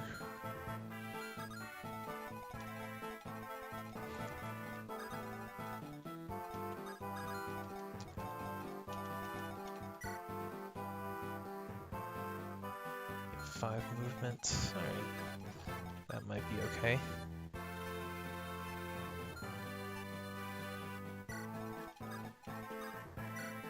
How much defense? We got 8 defense.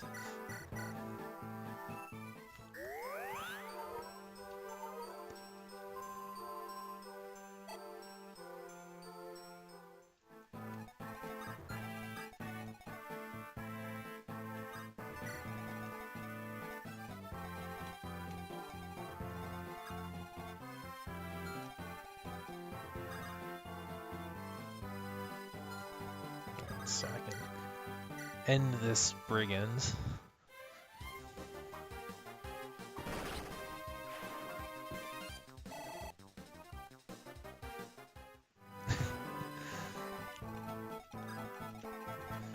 And then at least work on the diviner. I can actually block the diviner in.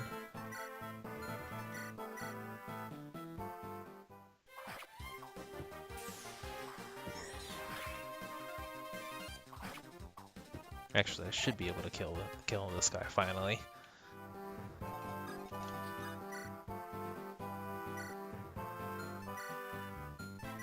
Oof, my last slim lance use.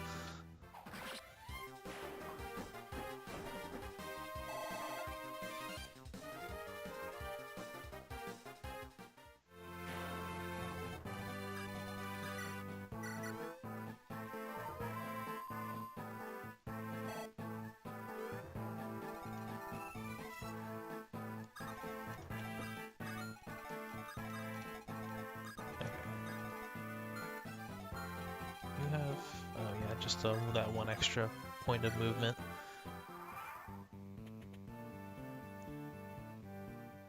Ow.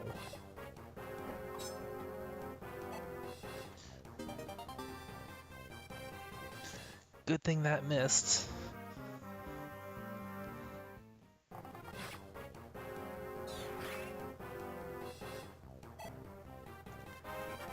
These archers are actually rather threatening. Though, in part because they have no real sense of self-preservation. Hello, reinforcements. I just got finished saying that it was in the clear after this, and apparently not. Fine sword.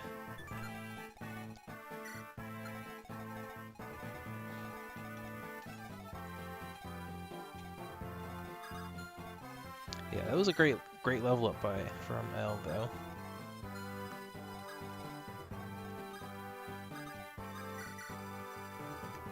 Ow. Why can you get double me? Alright, I'm highly considering just running and not engaging these guys at all. I just have to, my only actual objective is to kill the bosses, who are significantly or somewhat less threatening than the rest of these enemies.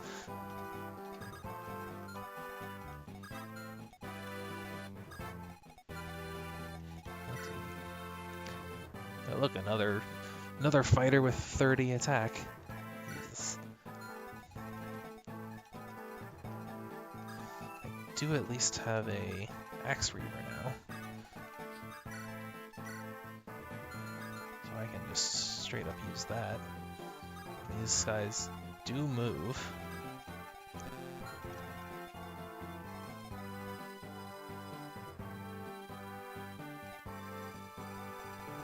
I'm not sure if they forgot to balance or if the balance might just be off a bit.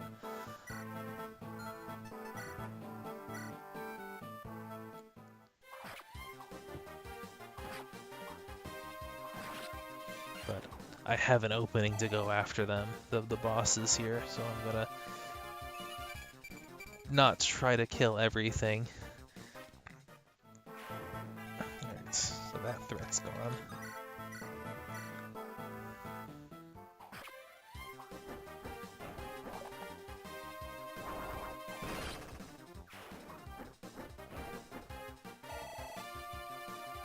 But yeah, as I was saying, I do feel a spike in difficulty here.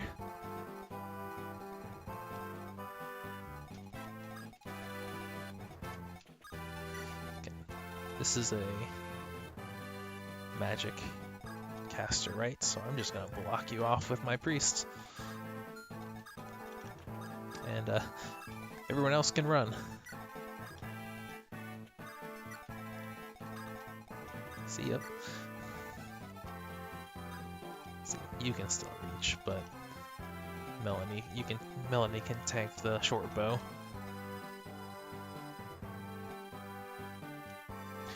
That's interesting, but a little annoying. But okay, so normally flyers full movement range regardless of their terrain, with odd exceptions of closed houses that just count as impassable. This statue has a movement cost for flyers. It's actually tall enough that flyers have to go around it. I'm not sure how I feel about that. I think it's neat attention to detail, but how appropriate it is questionable. Got another crit. And my slim sword's broken now too.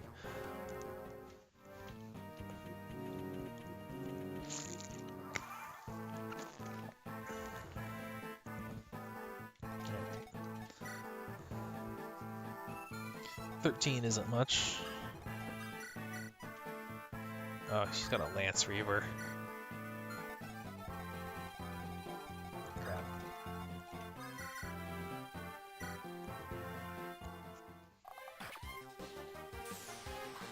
Well, I suppose it's a good thing I didn't lure with Vaida like I was originally planning, because Celeste would have gone in and messed her up a bit. Don't think that was going to kill Vaida, but it would not have been a good day.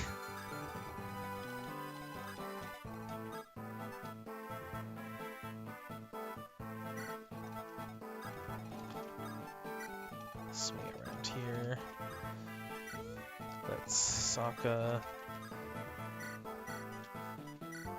Wall off that fighter.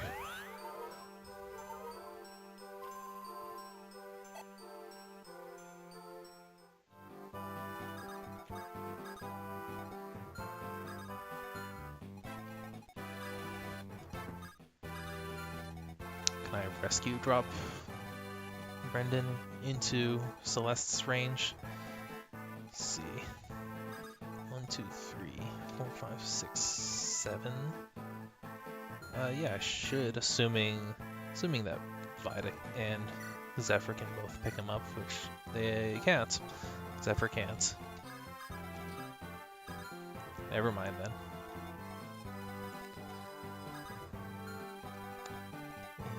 In that case...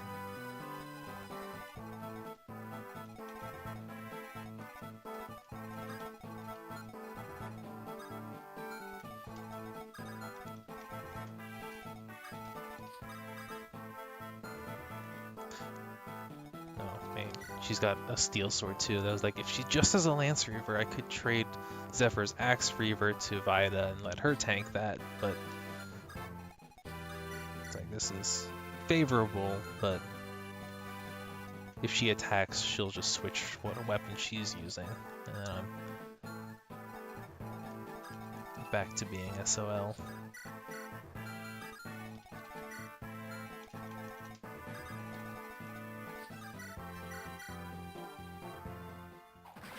So I will pick this guy off instead.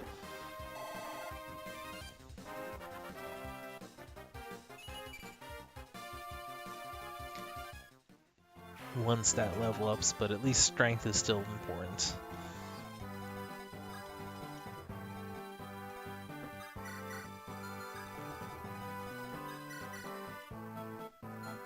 $20 damage.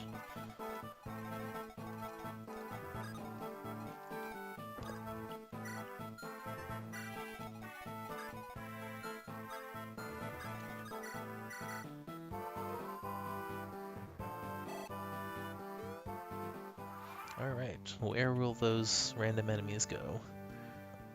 They do so much damage and have so much health and defense. They're going up.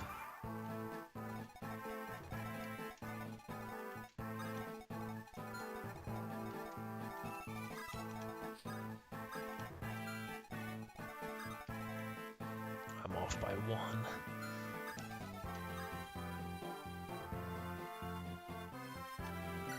Could do this though.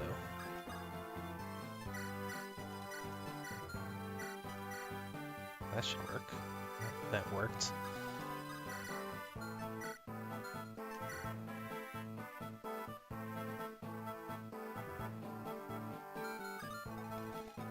You have 5 range? Yeah.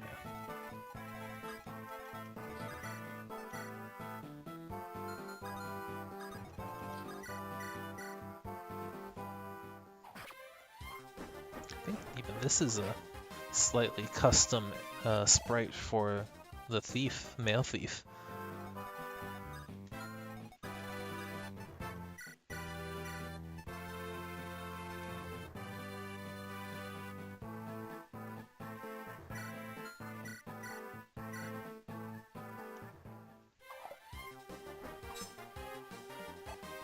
Come on, 79.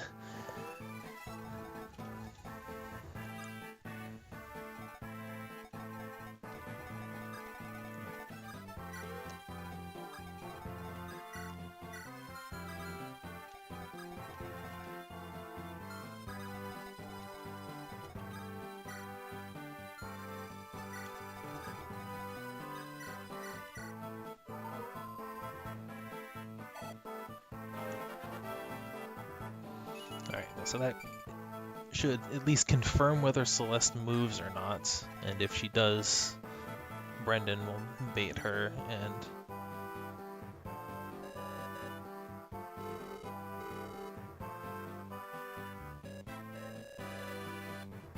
actually Celeste is probably just going to attack and switch her weapon to the steel sword again, because I managed to forget that she had that.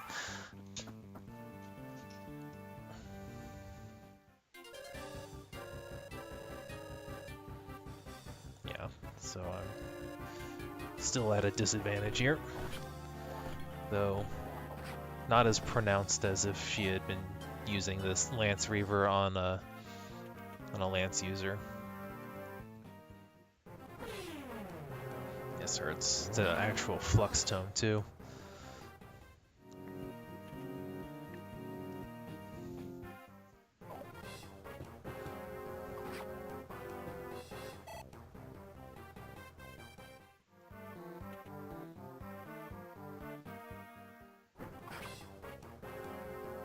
Please don't. Okay, good.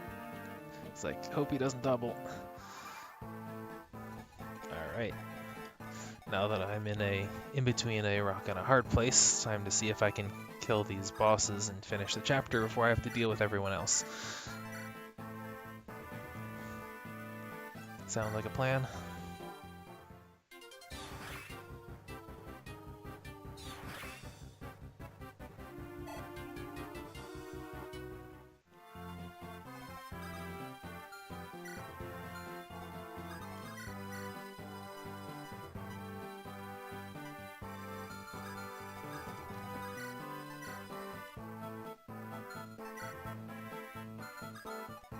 Naturally, he's obnoxiously bulky. Though this is pretty favorable.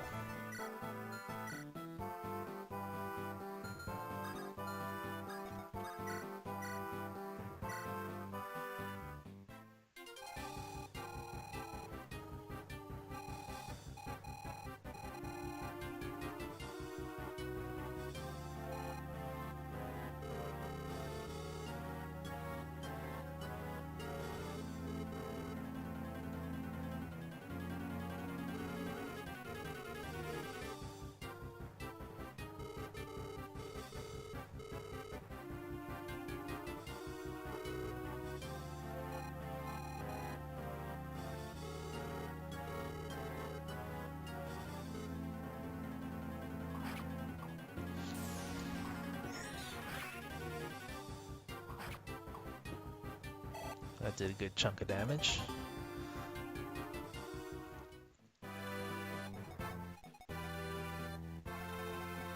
Don't think Melanie's going to be able to hurt either of them. She just doesn't have the power, especially not with that bronze sword. Got 1 damage. Meanwhile, Brendan in a good position to end both of them, either of them. And I think Basil's actually the harder to fell.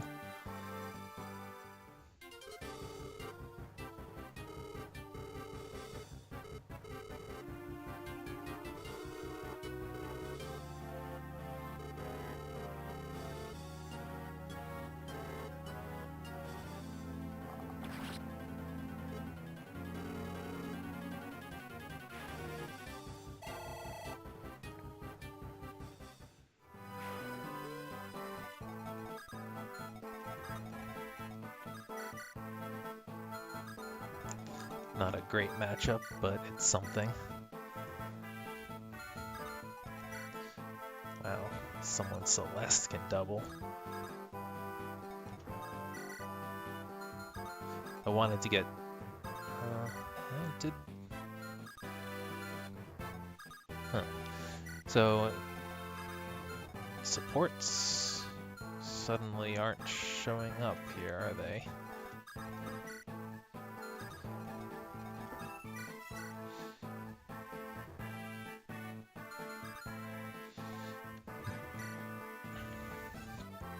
Brendan, Melanie, and William. Brendan won't be able to get. William won't be able to get. And Melanie I won't be able to get. Alright. Please hit.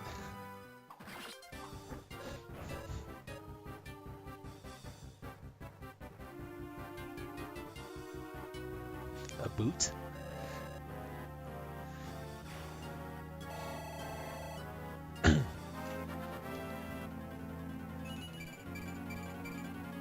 That was a good level up. Speed and strength. Yay.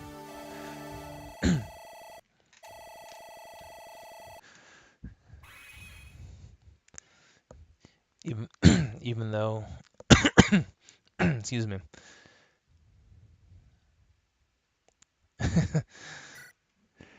Even though had I had to survive for another turn, I would have probably sustained significant casualties. I cleared the objective. No one died this time. That's always good. There you go. Vaida turned around the other way.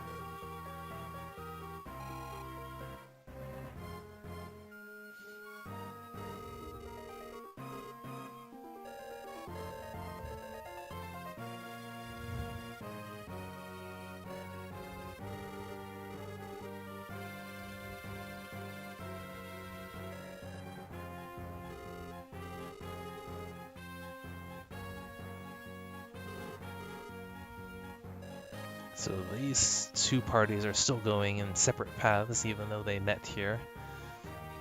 It might have been interesting if To say it might have been interesting if Eliza had, now that she had kind of abandoned her mission, tried to team up with them, but I don't think either of them would have actually had that. So I'm glad they didn't in the end, because that would have been a stretch.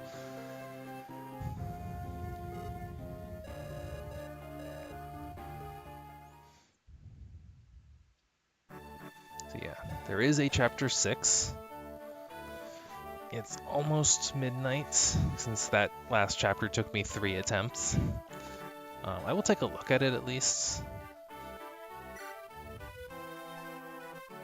Oh. Huh? Oh. Interesting. So, Uther is now crossing paths with Eliza.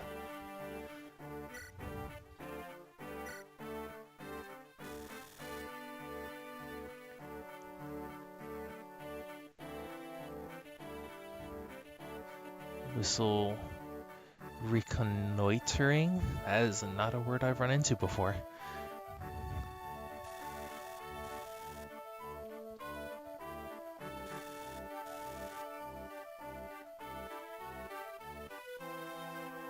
Oh, okay. So Saka's sister is the Etrurian female Myrmidon we killed in chapter 5.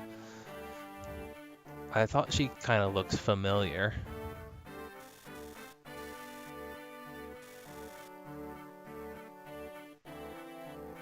I remember thinking how it seemed a little odd that she was a Myrmidon.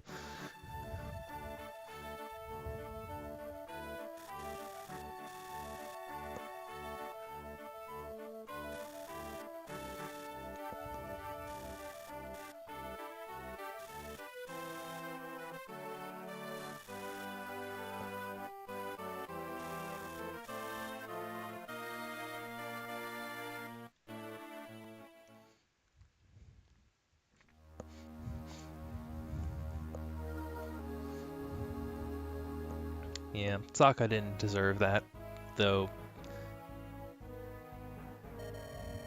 the Saka's sister probably did.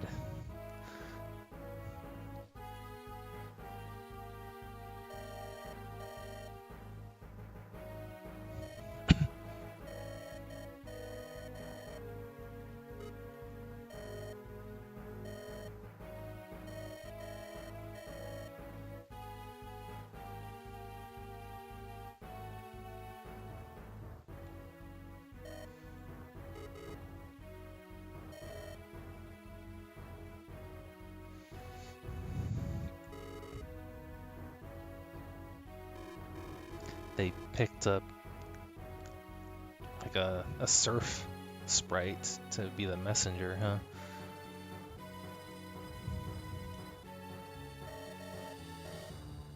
What did that just say? If I'm quick about it, it should only hurt for a moment.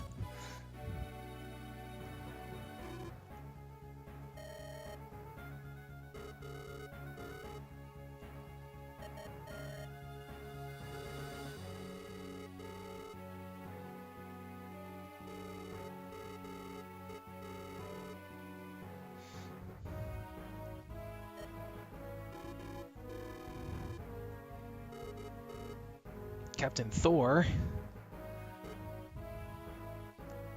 I'm a little disappointed.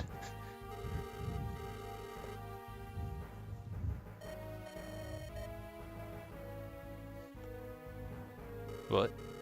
And suddenly helmet is off.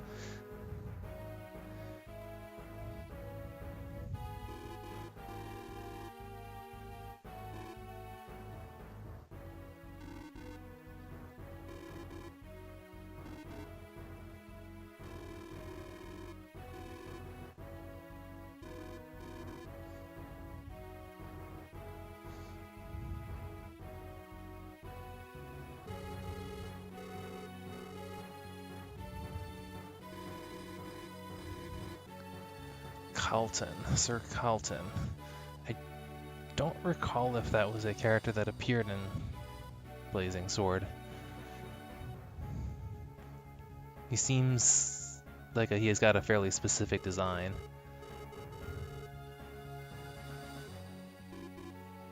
I suppose I don't think Ulrich was ever... Ulrich might have been named, but I'm certain he wasn't alive to appear in Blazing Sword, so they made up his design too. A range of 100 kings.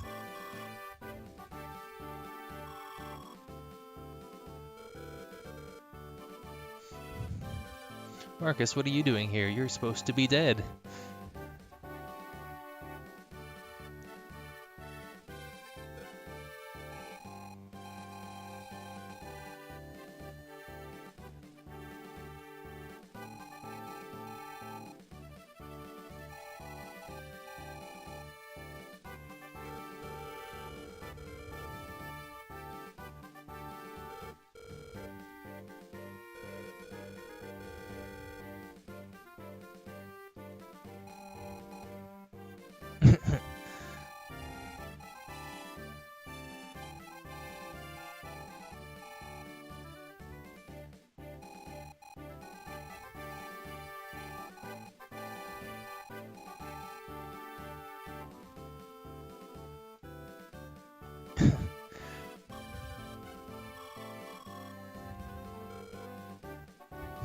Can you?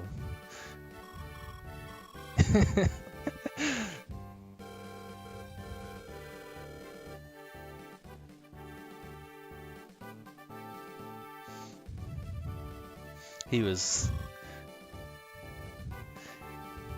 was rather bold himself as a youngster, huh?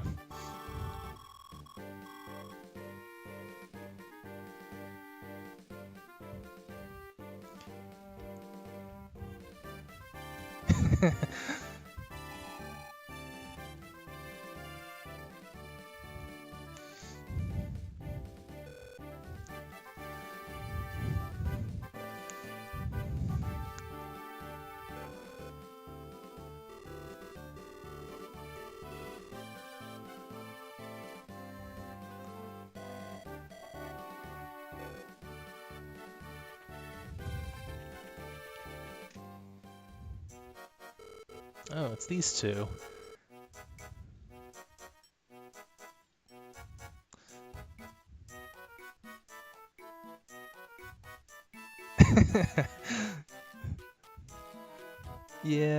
Yeah.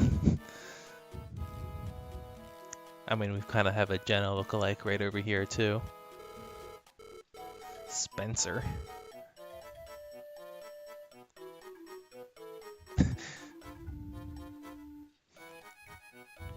Their mage general is named Spencer.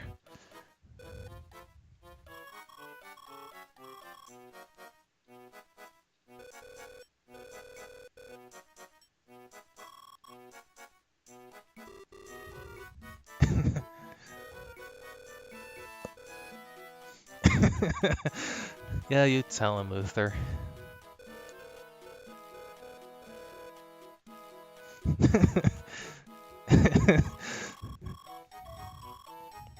Airy. Magnus.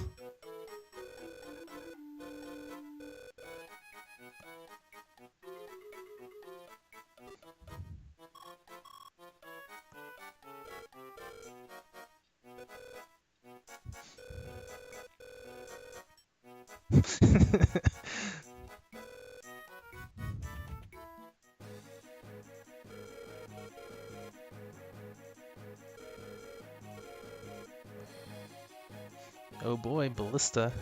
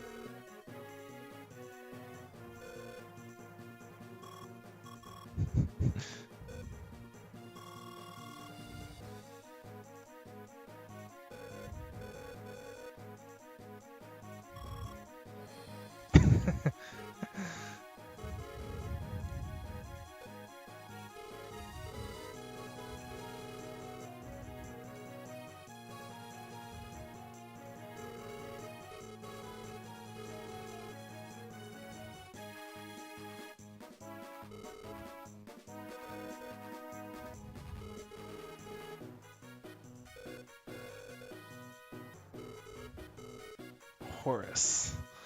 Another interesting character that I don't think isn't actually from Blazing Sword. Doesn't actually seem like too terrible of a fellow, just forced to follow orders, and given how he looks, that kind of surprised me.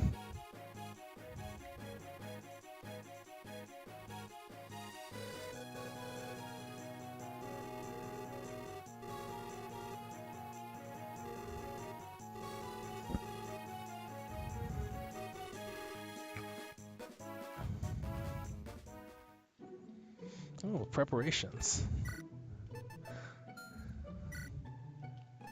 Rip Marcus. Alright. Who needs HP?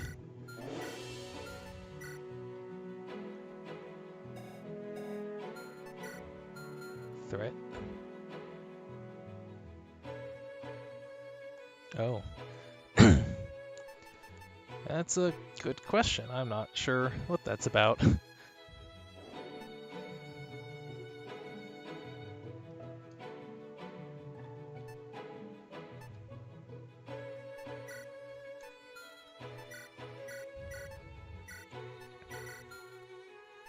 he can't use it. It's got a D. Is it a C? Oh, it's a C now, huh? I guess they moved everything. Oh no, Iron Swords are still E. Why is that a C? Alright, you got the Magus bands.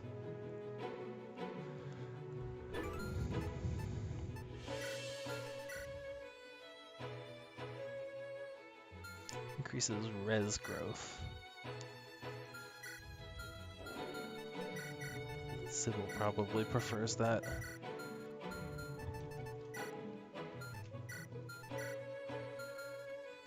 I'm gonna check to see if... What is this? Oh, this is the border I have to defend? It's like, that is an interesting effect. Okay. Enemies are not so strong as they were in the last chapter. Fortunately, they're back down to what I should be able to handle. No, my characters are significantly weaker than they were as well. James.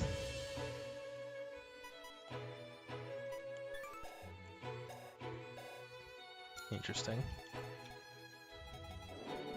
It's an arena. Now we go all the way down here too.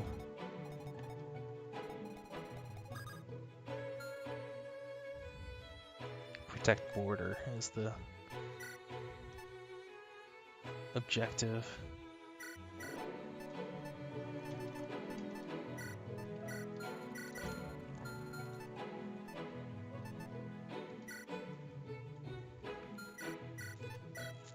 Suppose I could do this. He can use the steel sword without any penalties. It's just a little bit less hit.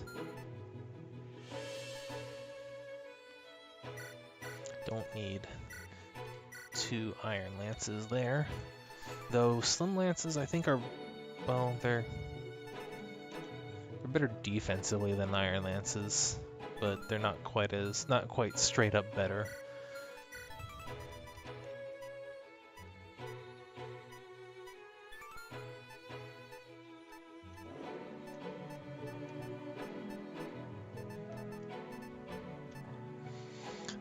Probably ought to give this angelic robe to someone, just figuring out who.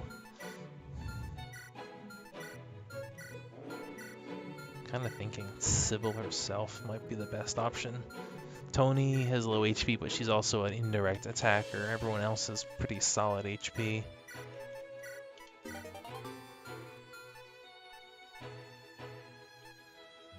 Yeah, it doesn't look like he needs it.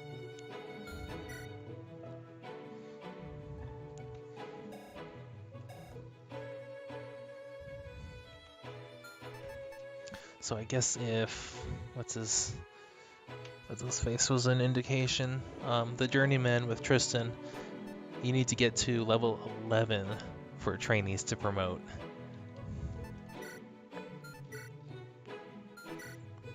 I should be getting there event shortly, at least. Probably maybe not this chapter, but next chapter or so, if that happens. I'm gonna reiterate, I have no idea how much content is still left in the game's current state. Oh, he already has an iron sword. I don't technically need to give him another one. I can go back to Uther, I guess.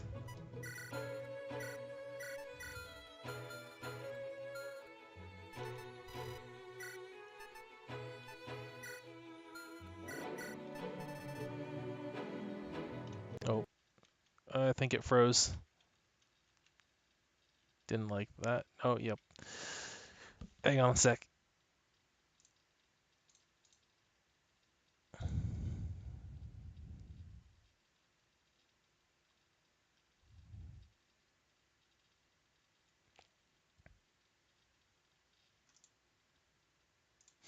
Be right back.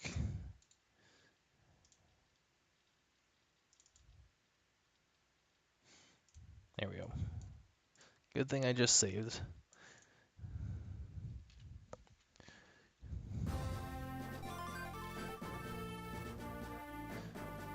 Royal Delinquent.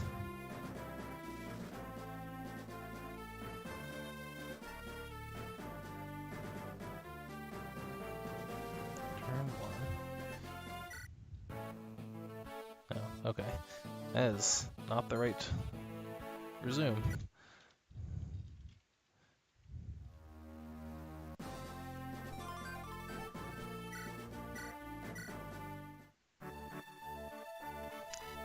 Actually, see if there's a checkpoint, I think. So maybe that's what I was supposed to look for. Yeah, the preparations. Okay. That was a little odd.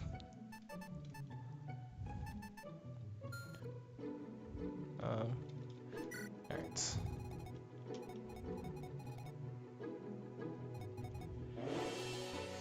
Nope. Okay. So those two will probably join in right at the start.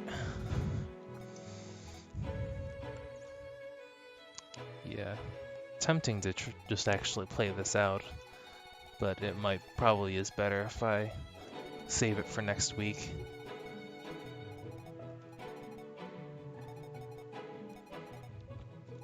Is this... Oops. Yes, still can check. Nothing too exotic.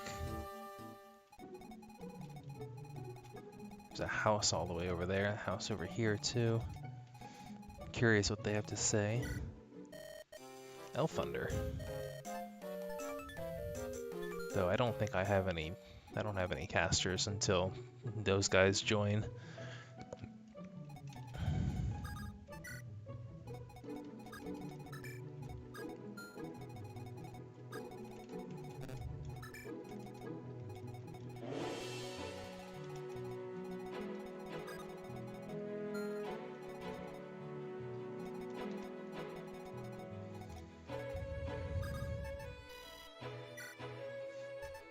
Alright, so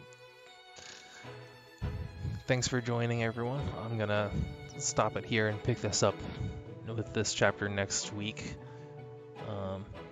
Again, not sure how much more this game there is, so I was pinging our Discord about potential options for afterwards, and I'm not sure if I would pick up immediately once this ends with something new.